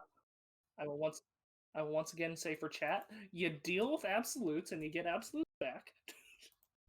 I mean, them saying characters are no. You know what? No, this is for after. This is for after session talk. Don't worry, I'll yell at you after session on Wednesday. I kid. But yes, our next show is Horimiya, episode 7. Blonde girl has a hard time saying what she would like. Miyamura visits Hokkaido to find the Ainu gold. I mean, Boo! to see his Shame. extended family, where Hori misses him. And Hori feels self-conscious. What? What? No, sorry. The golden Kamui reference got me. Yes. Where Hori misses him. And Hori feels self-conscious that she'll lose Miyamura because she's not normal. Then they work through those feelings by saying they fell in love with each other. Then they fuck. I mean, me. We These are got still the kids. date episode. We got the kiss episode. We got Yep, we got the it. sex episode. I I've don't. never been more emotionally invested than. Oh, sorry. It's kind of fun because I have to talk about this. This show has done so many things in a slice of life romantic show that that a lot of them are so afraid of fucking doing. That they like first of all they got to the point of their relationship very quick that they were actually involved. They got to that fast and they went straight into they have feelings for each other. they have sexual interest. Yeah, they're just gonna have sex. That's just they're high school students. Okay, They so these so many of these shows are afraid to do it, or they'll leave it lingering in insinuations. they had Yes. sex. We're all in agreement that they had sex. They There were was a literally warmth inside me. I naked wanted together. Mila to touch. Yeah, When were that they first of all naked? that line, and then they were also naked together in her bedroom. Yeah. When were they naked? The the thing right at the very end, Dalaran, where he had teeth marks on the back of his neck. They You were are not naked. telling us.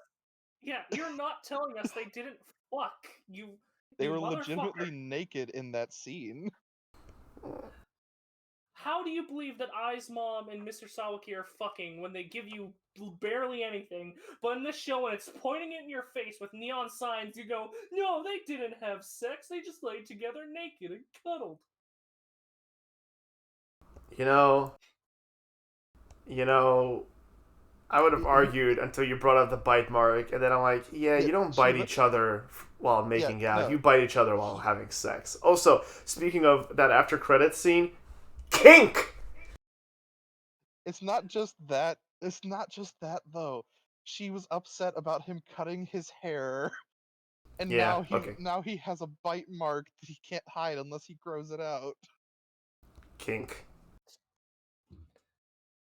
Dal, you put mayonnaise on Here's the other thing I want pizza. to say right now. When I've looked into some of the themes of the manga, this manga does get actually quite. The manga actually does get Steamy. adult. Yeah, like in a lot of different ways. So it's not afraid to talk about that stuff and do it.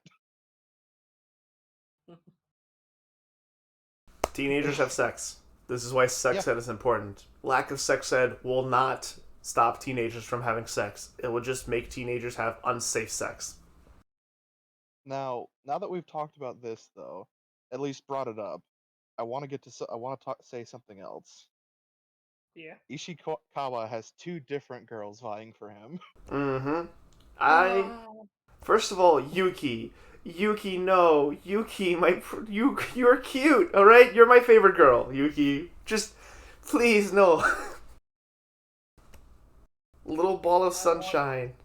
I don't know how to feel because it hurts me because I want I want the green-haired girl to be happy, but then the one who we haven't seen in so long do much. They do this, and I'm just like, oh no, I'm conflicted. I hurt. Yeah, this is Listen, the love triangle that I'm I want confused them both about. to be happy. listen. There's a simple fix. Power poly couple. Boom. the Look, I think part of the other thing with this is they both have feelings for Ishikawa, but he does not realize either on either side. Yeah, seriously, Ishikawa, you dense motherfucker. Like, I remember watching that scene and I was getting like a snack and I saw him be like, oh, thanks Sakura for the cookie, and like just walks away. Also, we now know what the green hair boy's function is. He is to scream. His whole character is to scream Toru from off screen and then to distract him from the romantic plot. The I actually really liked Yuki, where Oh, you you cut think out she's again. about to throw out the cookies, but she doesn't because she's just such a good bean. I I said I I liked got you. No, you Yuki. came through. You came Now through. you I don't know if that's what it was. I think she did it because she Yuki strikes me. Okay, as I've gonna get a little personal here. For a very long time, due to my own personal life experiences and the way people treated me and the way things were said to me growing up, my priority was kind of shifted into I need to make sure that everyone is happy around me instead of I need to make sure that I'm okay. And Yuki strikes me as that kind of character because she didn't throw them away because they were tasty, or she didn't want to throw them away because what if she finds them and I hurt her feelings, even though Yuki's really hurting inside.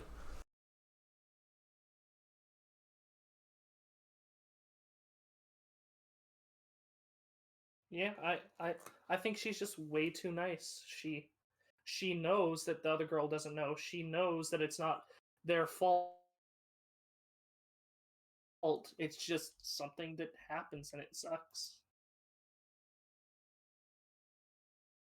There Oh was a no. lot of like painful emotion in this episode, in so many different ways. Yeah. Yeah. Although, one thing I will say about this episode, I I hope they explore it more in a future episode because it kind of felt shoved at the end, like, and didn't give much room to breathe. Was the whole thing with the little brother?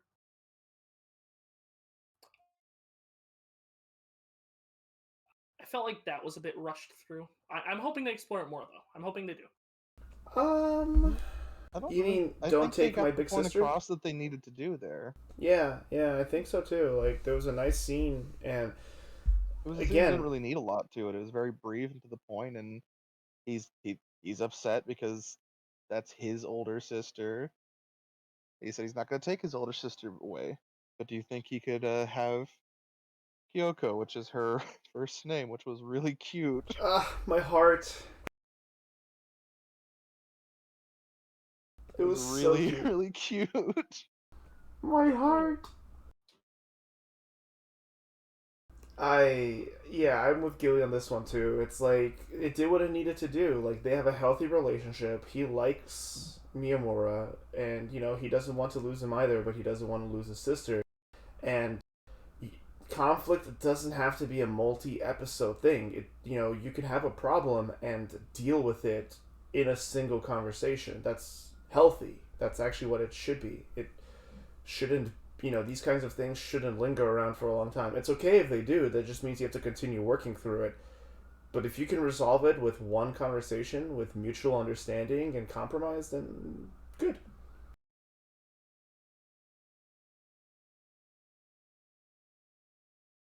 There was a lot of moments in this entire episode that were just really cute. Like there was a lot of pain, but there was a lot of just really cute and sweet things. Mm-hmm. I personally The really enjoyed the powwow, the girl powwow in the student council room. that was fun. The initial gifting of the cookies was really cute. Oh my god, Uh, Ishikawa, you dense fuck. him giving her his like jacket was really cute. Yeah, the sport jacket tracksuit. The burnt to shit cupcakes and how he ate it, said this tastes awful, and ate the entire thing, and then said he can't wait for the next batch. That was really sweet. You know what hurt a little bit about that scene? Ishikawa Toru just doesn't see Yuki as anything but a friend, doesn't he? The way that the look on his face, the way he acts and things he does, I don't think he sees her as anything more Ah, but at she's so all. cute. How could you, Toru? Which is really rough because I feel like if they continue with this, that's probably gonna come up and it's gonna hurt. It's gonna So hurt. if someone's gonna get hurt there, there's no avoiding it. Power Someone poly is, couple. and I'm not happy. Meep, I'm with you. You know I'm with you. I'm right there with you. Like I would love to see a poly couple in this show. I don't think this is it. I I don't either. I just want it. I I don't think want them to get hurt. I can I see don't. Toru with Sakura. I can see Toru with Yuki. I can't see Yuki with Sakura. The other issue is I know one of the one of the two girls is definitely gonna get hurt, but my biggest worry is he's still gonna be holding on to his feelings for Hori and hurt both of them. Yeah, that's. Because they Yep. even in this episode, we had a moment where he's still not over that yet. Like right at the very beginning. Mm-hmm. Which So Yuki I'm just notices. sitting here just like, God fucking damn it. I so what I think might happen is there's going to be an episode that's like where the revelations of Ishikawa, like these two girls like Ishikawa, and I have a feeling he's going to go to Miyamura about that. And I can imagine the scene in my brain right now, and Miyamura goes, "Well, what about your feelings for Hori? Do you still have any lingering feelings for her?" And Ishikawa going, "Yeah." And then Miyamura slaps him. You deserve to be happy. Don't cling on to this girl that you just had a crush on. There are two girls that like you. go see if you can make something work. I can see that scene in my mind brain palace right now. My mind brain police. Oh god, there's a four-armed man in here. Help me. He's sitting on a mountain of skulls. Yeah, I mean, Just take I the like wheel. that. I think the show will have slightly more complication than that because that's a little too neat, like tied up neatly in a bow. But we'll see. I think Well, something there's still the very whole I point. can Which girl totally is he see gonna that almost happening, like almost exactly like that happening. Though I see where you're coming from. There's still the conflict of which girl he's gonna choose. I I'm hoping that because I know if well whenever that gets addressed, someone is going to get hurt. I'm just hoping whoever gets hurt gets to be happy in some other way. Yuki finally gets that book she wanted. I just that's the thing. Mm. Yuki kind of has this overarching depression, and Sakura is super insecure. Again, not Toru's, not Ishikawa's responsibility. Just both girls can take it really harshly. Like if the show goes dark, Yuki, this will be the straw that broke Yuki's back, and Sakura already has terrible self esteem and self image issues. So, Are you saying one of them might turn into a Wonder Egg doll? I was avoiding that joke. I specifically chose not to make that joke, but you did it for me. Well, too bad I'm here. Maybe Like the drunk Yuki will uncle. end up with green hair guy. Who the fuck is green hair guy? Do we even have a name for him? You already said his only purpose is to yell for Toru off screen or from the No, corner. Yuki will end up with the black-haired lesbian. You know it. Anyway. Fuck you. Speaking, Dale. Also, there's one I thing that. don't. Hmm? There's one thing I want to. There's one thing I want to say just real fast. I really, really would like to see even not even a full episode, just like like a short few minute clip of Hori and Miyamura going on that double date with Miyamura's old friend and his girlfriend. Yeah, I want to see that. I don't care if I just want a clip. I don't even care. 2-3 minutes. That's it. I just think that'd be cute. Me too. I agree. I just wanted to say that You because want I a keep few minute clip before every Miyamura? Just No, Mape, no. I'm sorry, my every internet is but no being really. every time I see him, I think about that, and now I just want it. It doesn't need to be much. It just needs to be like a brief little thing, like they do with a lot of other things. Just like, hey, this happened.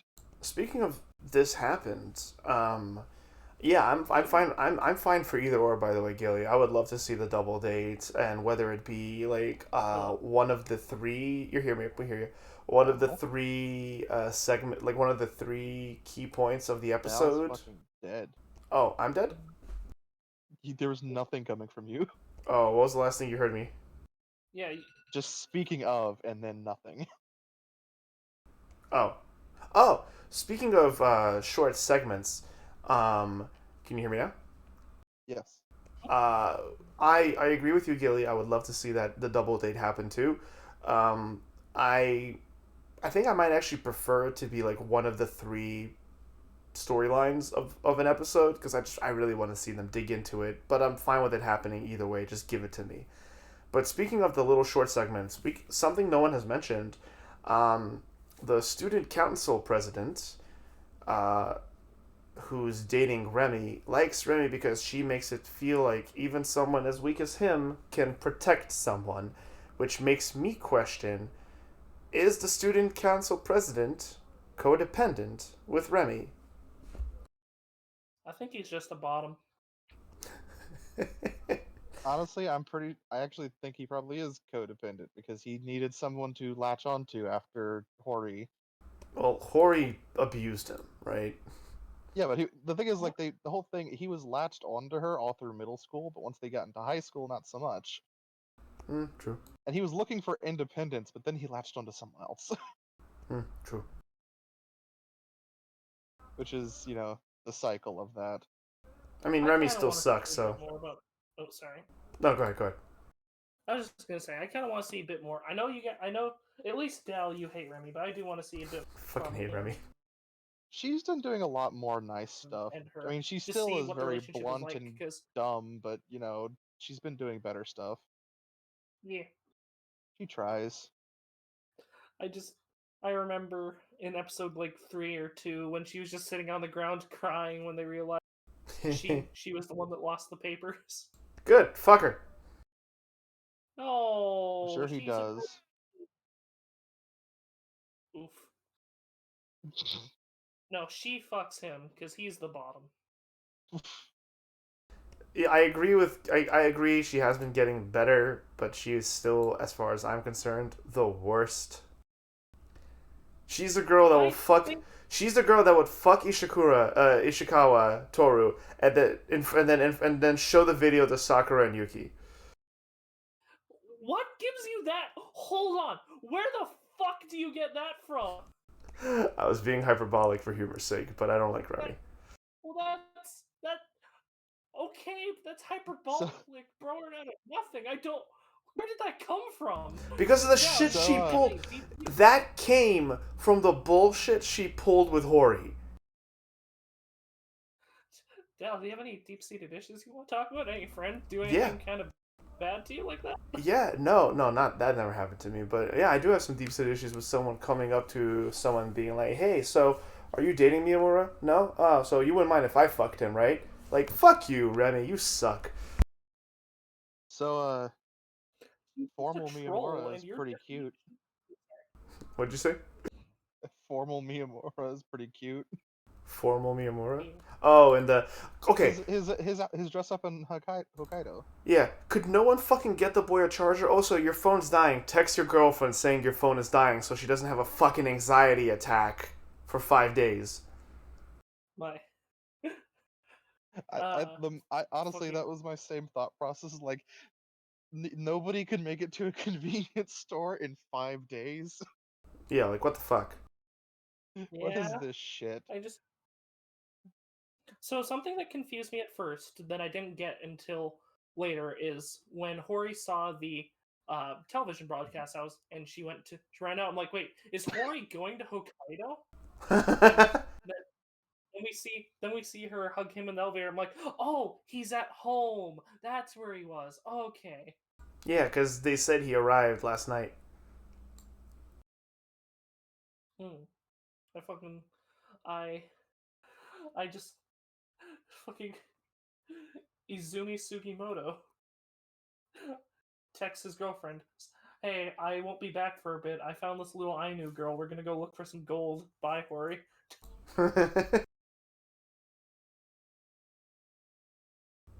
Yeah, that's. I think that was the weakest part of this episode, though. Is just like, first of all, text your girlfriend your phone is dying, you dickhead. Second of all, really, 5 days and not a single person could have gotten your charger? What were you doing for the whole time in Hokkaido? Also, his family is rich, right? They live in a traditional Japanese manner, and they have servants. His uncle is. Okay. His uncle is because he and his mother live in an apartment. So it's at least the implication I got was that his uncle is. We got to see his mom. Oh, we gotta see his mom. Yeah, was that the first time? Yeah, I don't. we saw her last episode because she mentioned the brother died. Oh yeah. Also, I'm really glad we didn't get more of her this episode. When I saw the girl powwow, I was really worried that she was going to come through the door and be like, "Hori, you're meeting without me?" And I'm like, My thought was that I thought she was gonna hit on Hori while Miyamura was gone. ugh, that would have been equally bad. Oh, he's gone? Well, why don't you sleep with me?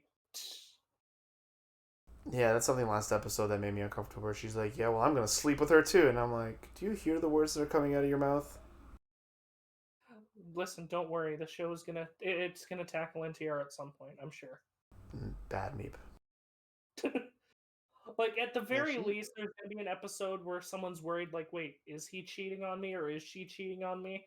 He could do better, so maybe. She really bit Miyamura hard.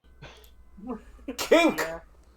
I keep thinking about it because those are like some strong teeth marks. Which Those marks are only they put yeah, so much detail into it too. those marks are So, by supposed the to way, be those only happen- for on the arm and on the shoulder, not even the neck. So I have a theory about that. The bite marks were on the back of Miyamura's neck, right? Meep, are you about to make a joke that I think you're gonna make? Just answer my question. Just answer my question. God fucking If we're damn not making it. a pegging joke, we're gonna stop this right here. I mean, Hori seems like the top. Until We're gonna she's stop not. this right here. Are you sure Hori wasn't pegging Miyamura? Are you sure? I'm pretty sure that bite mark from the way he was reacting was them cuddling after, and she just bit his neck so he would grow his hair back out. So he was the little spoon. That's all I wanted. Yes, that That's all I wanted. yes.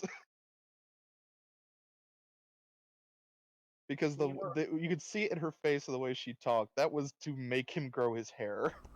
Because she liked him She with was this. not happy with that. She love really the was trend not. line. It looks like an animal marking their territory. I thought that's what bites are Which, for. that's a whole other thing. Oh, I'm sorry.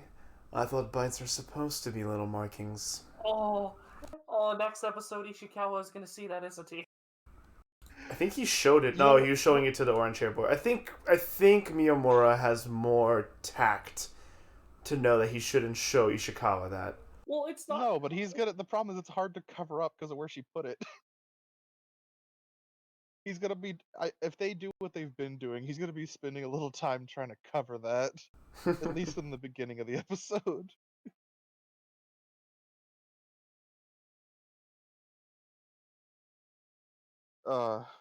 It's Can't see me, but I'm shaking my head. this show really likes to. Yeah, it's very realistic how they do it. It really is.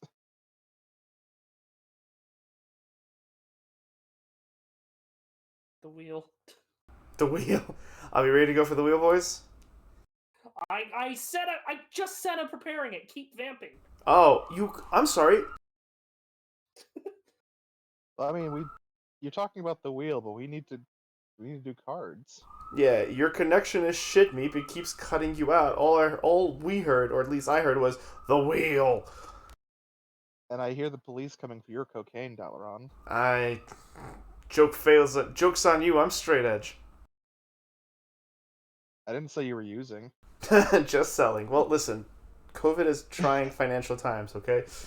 Well, let's start off these votes right then. I'm gonna fuck this episode just like Hori fucked Miyamura. I too am going to fuck this episode. Okay, so honestly, guys, my brain did not connect that they had sex. I don't know how you didn't realize. Because to me, when they were sitting together and Hori... that was a lot less insinuation and more like they're naked and he has a bite mark on the back of his neck. I mean, you can take each other's clothes off. Okay, they had sex. They probably had sex. It's funny for me because in the whole scene when Hori was like crying and then Miramor was like, "I fell for you because of you, not just any girl, but you specifically." Well, he said like, "I didn't fall for you because you're a normal. I didn't fall for a normal girl. I fell for you specifically." And she's like, "Yeah, well, I fell for you too. You." And I'm like, "Oh my god!" Just like I out loud went, "Kiss, you fucks." And then she jumped on him, and I'm like, so in my notes, it's literally like, "Kiss, you fuck." Oh, yay! And then he's hovering over top of her, and I felt a warmth inside, and I wanted him to feel that too. Oh, that's what that meant. Yes. How you Dalaran, you dense motherfucker. Again, this is a whole thing that one right. This was like no bully. It felt pretty direct to me, and two, I've looked at the themes of the manga and they are not afraid of any of this, so I knew that they would do this shit eventually. I see. Wheel time. We're on weekends, motherfucker. Oh, so wait, Yes, hold on. Before I'm wheel also- time, Gilly. Yeah, yeah, what's your vote? I'm going to fuck this show because it did show me the warmth inside it, and it felt good. Ah, me, Gilly. No, I'm so used to saying me, but this time, Gilly, no.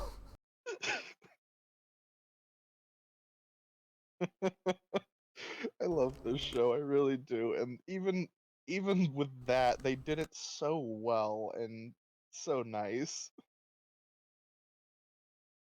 so Yeah, warm. yeah, Death to Reality. Bully him. Bean. Mean.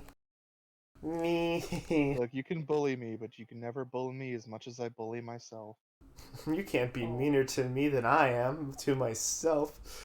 Sad. Well, with that, I believe that's a trifecta for Horimiya. It is. Yeah. And now, we're left with a wheel. 2 Is shows. it a Wheel of Fortune? It is, depending on what it as they say, someone's trash is another man's treasure, and this wheel's result might be a fortune to some and dismay to others. But there's only one way to find out. This week we have 2 shows on the docket. Wonder Egg Priority, which makes me sad, but, every 2 weeks in a row now I've been like, yeah, this is probably going to happen. And Cells at Work Code Black. I feel like if whichever show survives this is default, is going to be the default loser, especially Wonder Egg, because this is the 3rd time Wonder Egg has been on the wheel. Too bad. I fucking love this show. Now, It's been on the wheel 3 times, Dal. You can't say it hasn't outlived its welcome. now something. Don't hurt my feelings like this. Something to remember is that because there are only 2 shows on the docket, there is another option: kill both, keep both. So we might be ending up having to watch more Cells at Work Code Black, or we lose 2 shows, leaving us with 3 shows for the rest of the season, which, well, you know what? It's time that I stop pussyfooting around and let's spin that wheel! Okay, don't say what it is. I want to see on stream. No! Is it Wonder Egg? Did Wonder Egg die?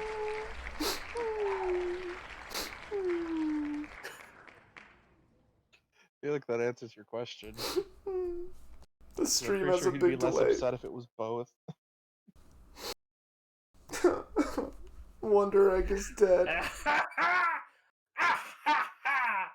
Welcome to Brazil. Code Black sucks. I'm nominating Code Black for the Lich Award. Yeah. I am agreeing with you. Code Black is going to get the rotten fruit tart.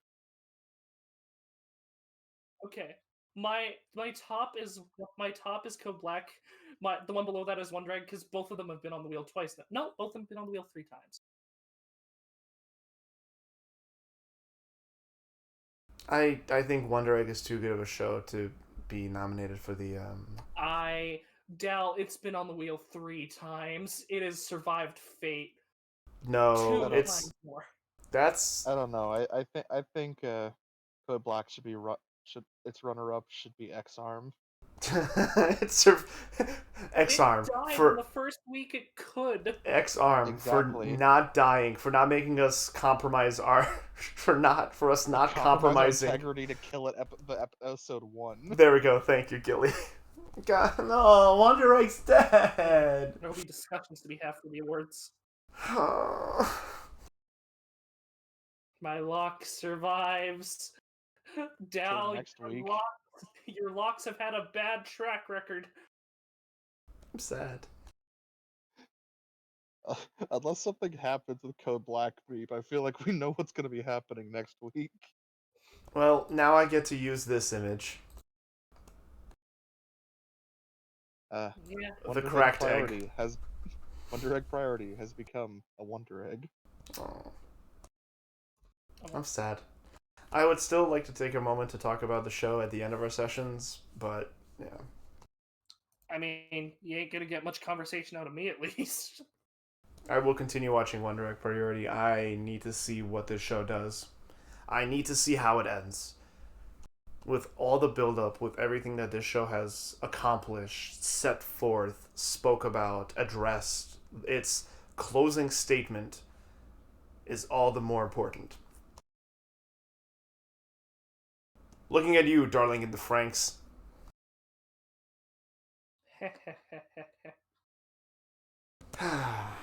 I'm sad. Well, this is our bloodiest season so far. We're down to 3 shows. 4. Oh, right. Fucking Code Black He's is just still preparing for next week. Well, what if next week's it does something really good for Dal, though? Then I will be a happy Dal. I will be a happy Ron. But in the meantime, I am a sad Ron. Well, Like when we get to we the have point where our- all I have to watch is Horimiya skate and Jujutsu, that'll be fine by me. That's a really good week. maybe not watching like 20 different anime a week will give you more life for Jujutsu, and you'll end up liking it again. Maybe. Oh my god, imagine Jujutsu dies next week. If Jujutsu dies, you committed a crime, Dal.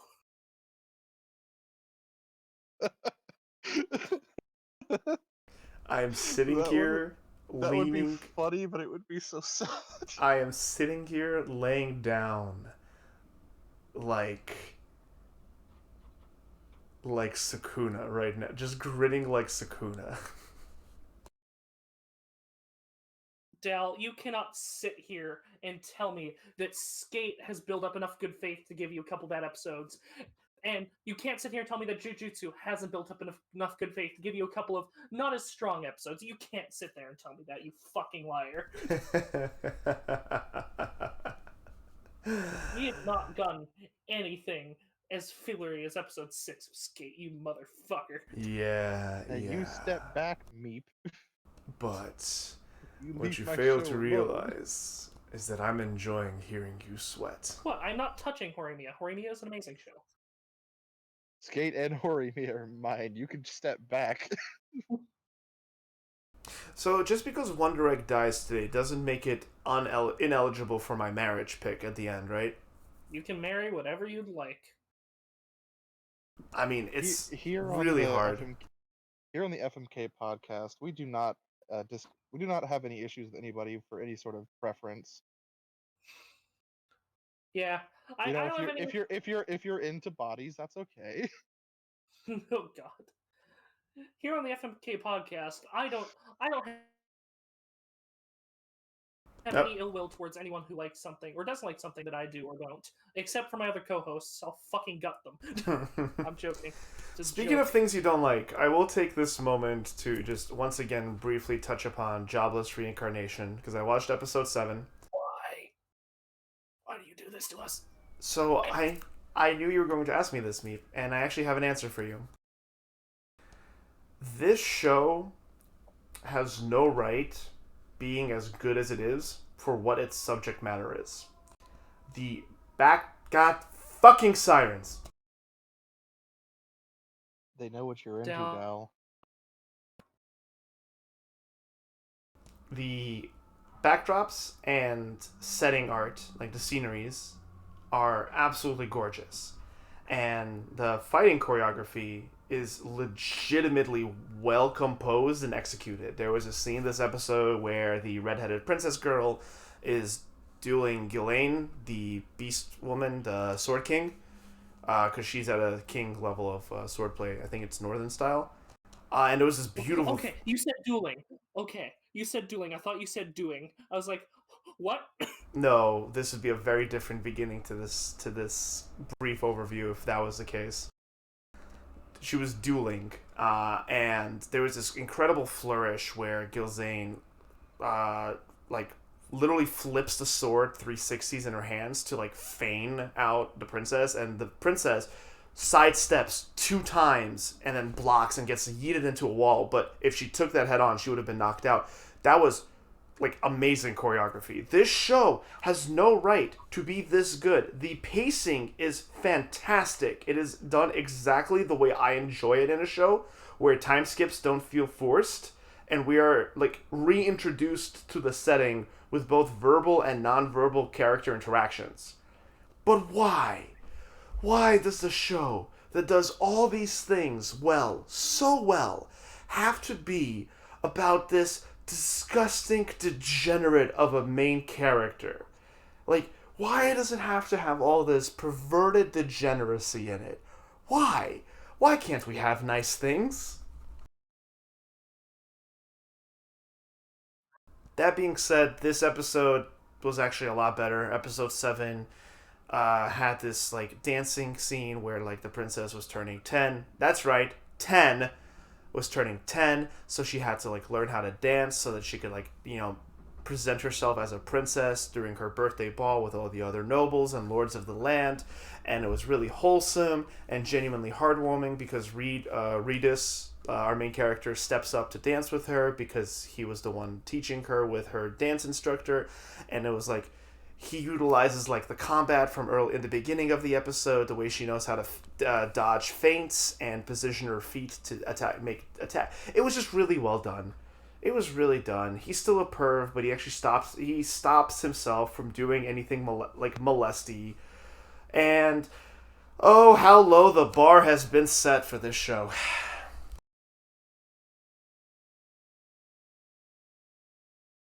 I feel like when one of the best things you can say about an episode is he doesn't do anything molesty, I feel like you're damning it with faint praise. That's what I'm saying. The bar has obviously been set really low for this show, but it's incredibly pretty. Its storyboarding is so fucking on point, and the combat is really like it has like legitimate choreography in it. It blows my mind how so much quality can be in something like this. Good studio can't save a bad script. I, you know what? There you go. That Meep, you said it perfectly. That's why I will always damn the last half of Ancient Magus Bride because it was so good its first half, but even having read the manga, it's not better and it makes me sad. Hmm. I enjoyed Magus Bride. I think the second season in general was weaker, but whatever. Also, I left you to a gift in general. Enjoy.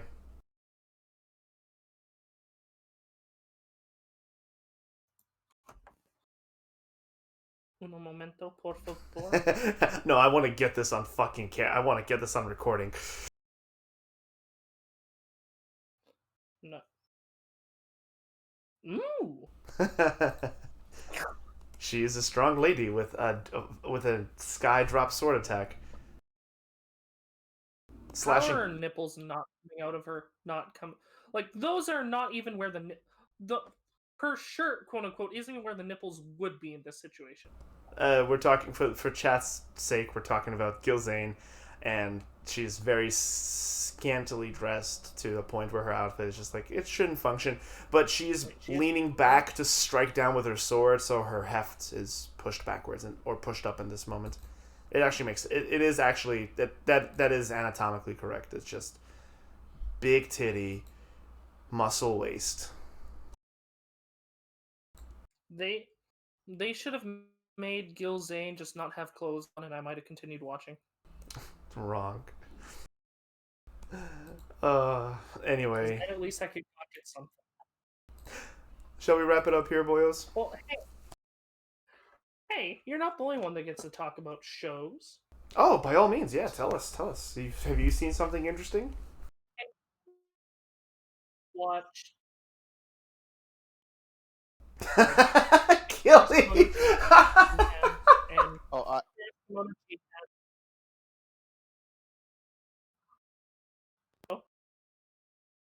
go on, What? Meep. I'm watching the shows I've been watching. Oh, Meep, you're really choppy. Golden Whoa, whoa, Kamuy, whoa, whoa, whoa, But I whoa. also started. You hop out and hop back in again. You were just really choppy, like painfully.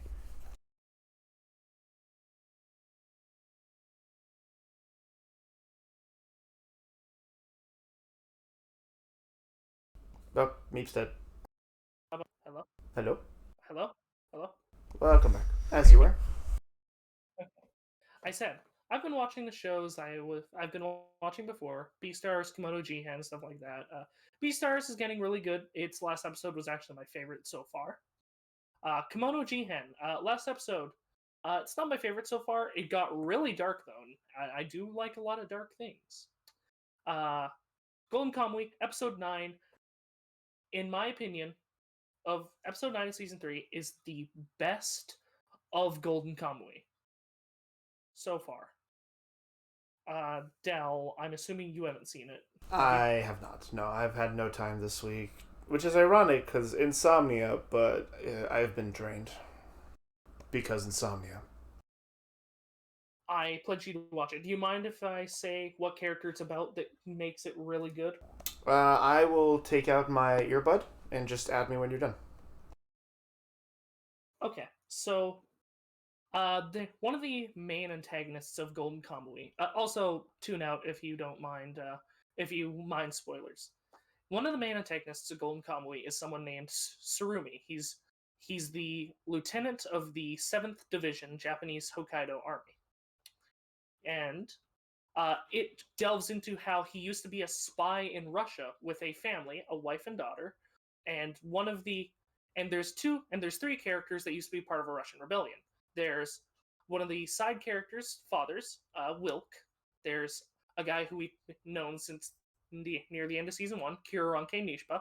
And then there's a new character that got introduced in season 3, this woman named Sophia. And they end up fighting a bunch of Russian soldiers, thinking that they're after the rebellion people that killed the emperor, but no, it turns out they are after the man they were staying with, who was a spy that was Lieutenant Tsurumi. And in the fighting, Tsurumi's wife and daughter were hit by a stray bullet, and it delves into why Tsurumi went so mad and has so much hatred and anger. And it was really good. It gave a lot to Tsurumi. I loved it. But yeah, it's really good. It was a good episode. Yeah, done? Yes. Okay. Also, I watched the first 2 episodes of Doctor Stone season 2. It's dub. It is really good. I didn't realize how much I missed it until I actually watched it again. I missed the characters, and okay. I wouldn't say objectively. Like if I'm speaking objectively, it's not near Jujutsu or My Hero. It's nowhere near those two. But subjectively, I love it. I love it. Not as much as those two, but close. I love Doctor Stone.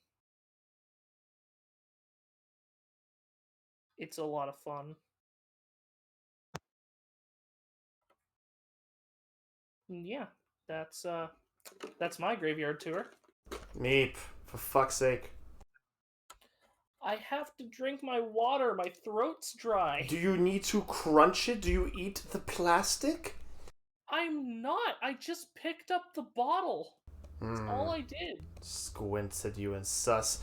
Gilly, it looks like you have something you want to talk about. Yeah, I watched the next episode of So I'm a Spider. Yeah, so a good 70% of this episode was the kids, but here's the fun thing though. You know Mr. Angry, fuck everyone, I'm better than you, full of himself, dude? Except that he's not. Yeah, the fucking worst of the worst kids. The worst of the Yeah. already terrible.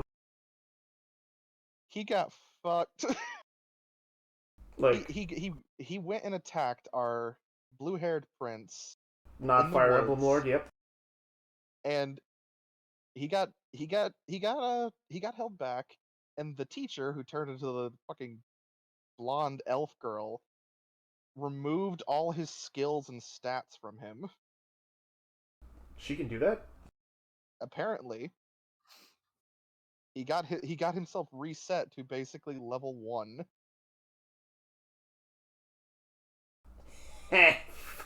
Good.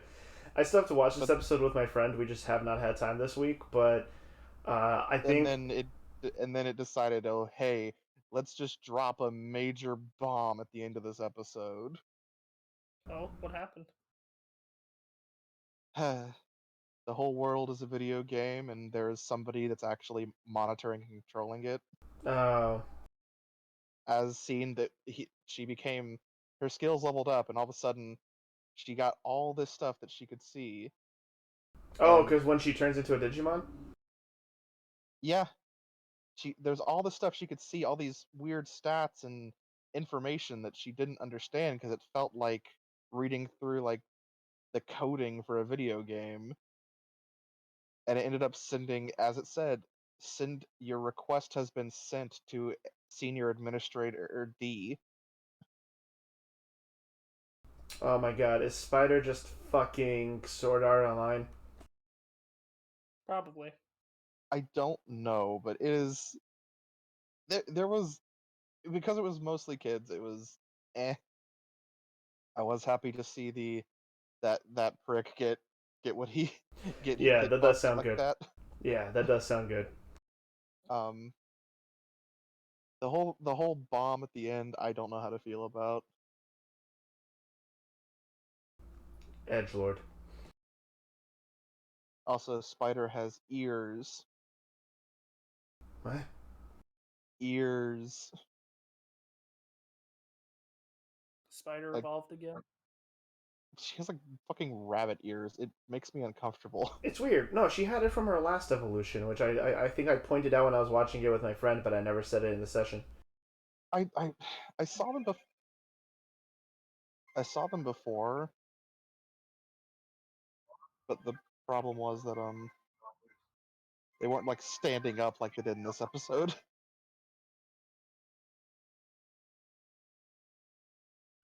Mm. Well, that.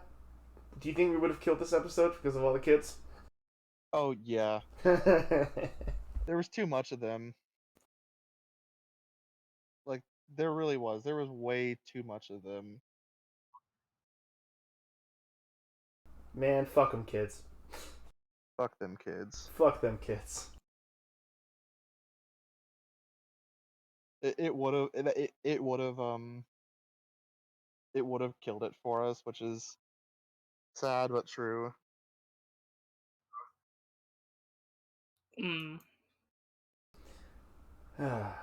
Well, I think that's about it for our graveyard tour. I feel like we heard that Idly Pride is going to be a gotcha game, and this is like the commercial anime, and all of us just said, yep, no more of this. Yep. You know, I know I know I shouldn't have a sense of satisfaction, but it is funny to me how so far my locks have been 50-50, your locks have been 0-100, and Gilly's locks have just been 100. That's Look, funny to me. I've said it before. I play it safe. See, I pick things that I don't know are going to be good or bad. I pick things that I think I'd like, but I'm not sure if you two would. Well, no, I play it safe in shows that I know I will like. Yeah. Like, for example, next season I've been eyeing a couple of different shows that I might lock. Because we're at that part, we're at that time where most of those shows are put up. So I'm personally taking a look at them. Also, I had a lot of free time, and I'm like, let me just read through the synopsis of all the shows they have for spring. Which I forgot. There's one more season till summer. We have spring, and spring is normally pretty good. It's summer that's a crapshoot. So that's when all the kids are out, Yeah. and the anime industry is just chunking out hot garbage.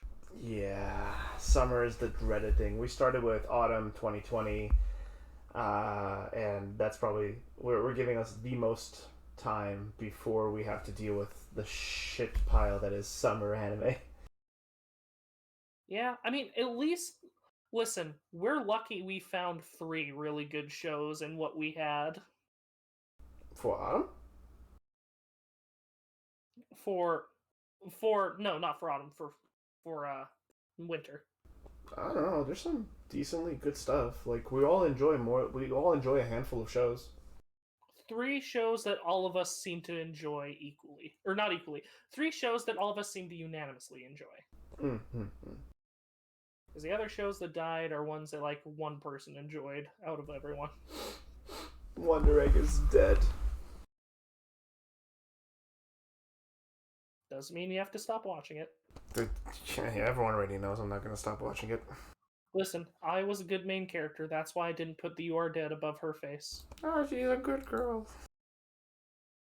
Listen, if we want to put, I am down for nominating her as one of the best main characters this season. I'm down for that nomination. Oh god, seeing the "You Are Dead" with Ai's face and knowing the context of fucking Wonder Egg priority think about it. hurts to see. Just don't think about it, Dal. Alright. Shall we wrap it up, boyos? Yep. I have been Meep. I have still not eaten yet today, and I don't plan on it. Go fucking eat. No! I have been joined by my co-hosts, Gilly and Dalaron. Say goodbye, everyone. Gilly, tell him to eat. Look, I just need to go dim the lights real low, put on some mood music, get out the lotion.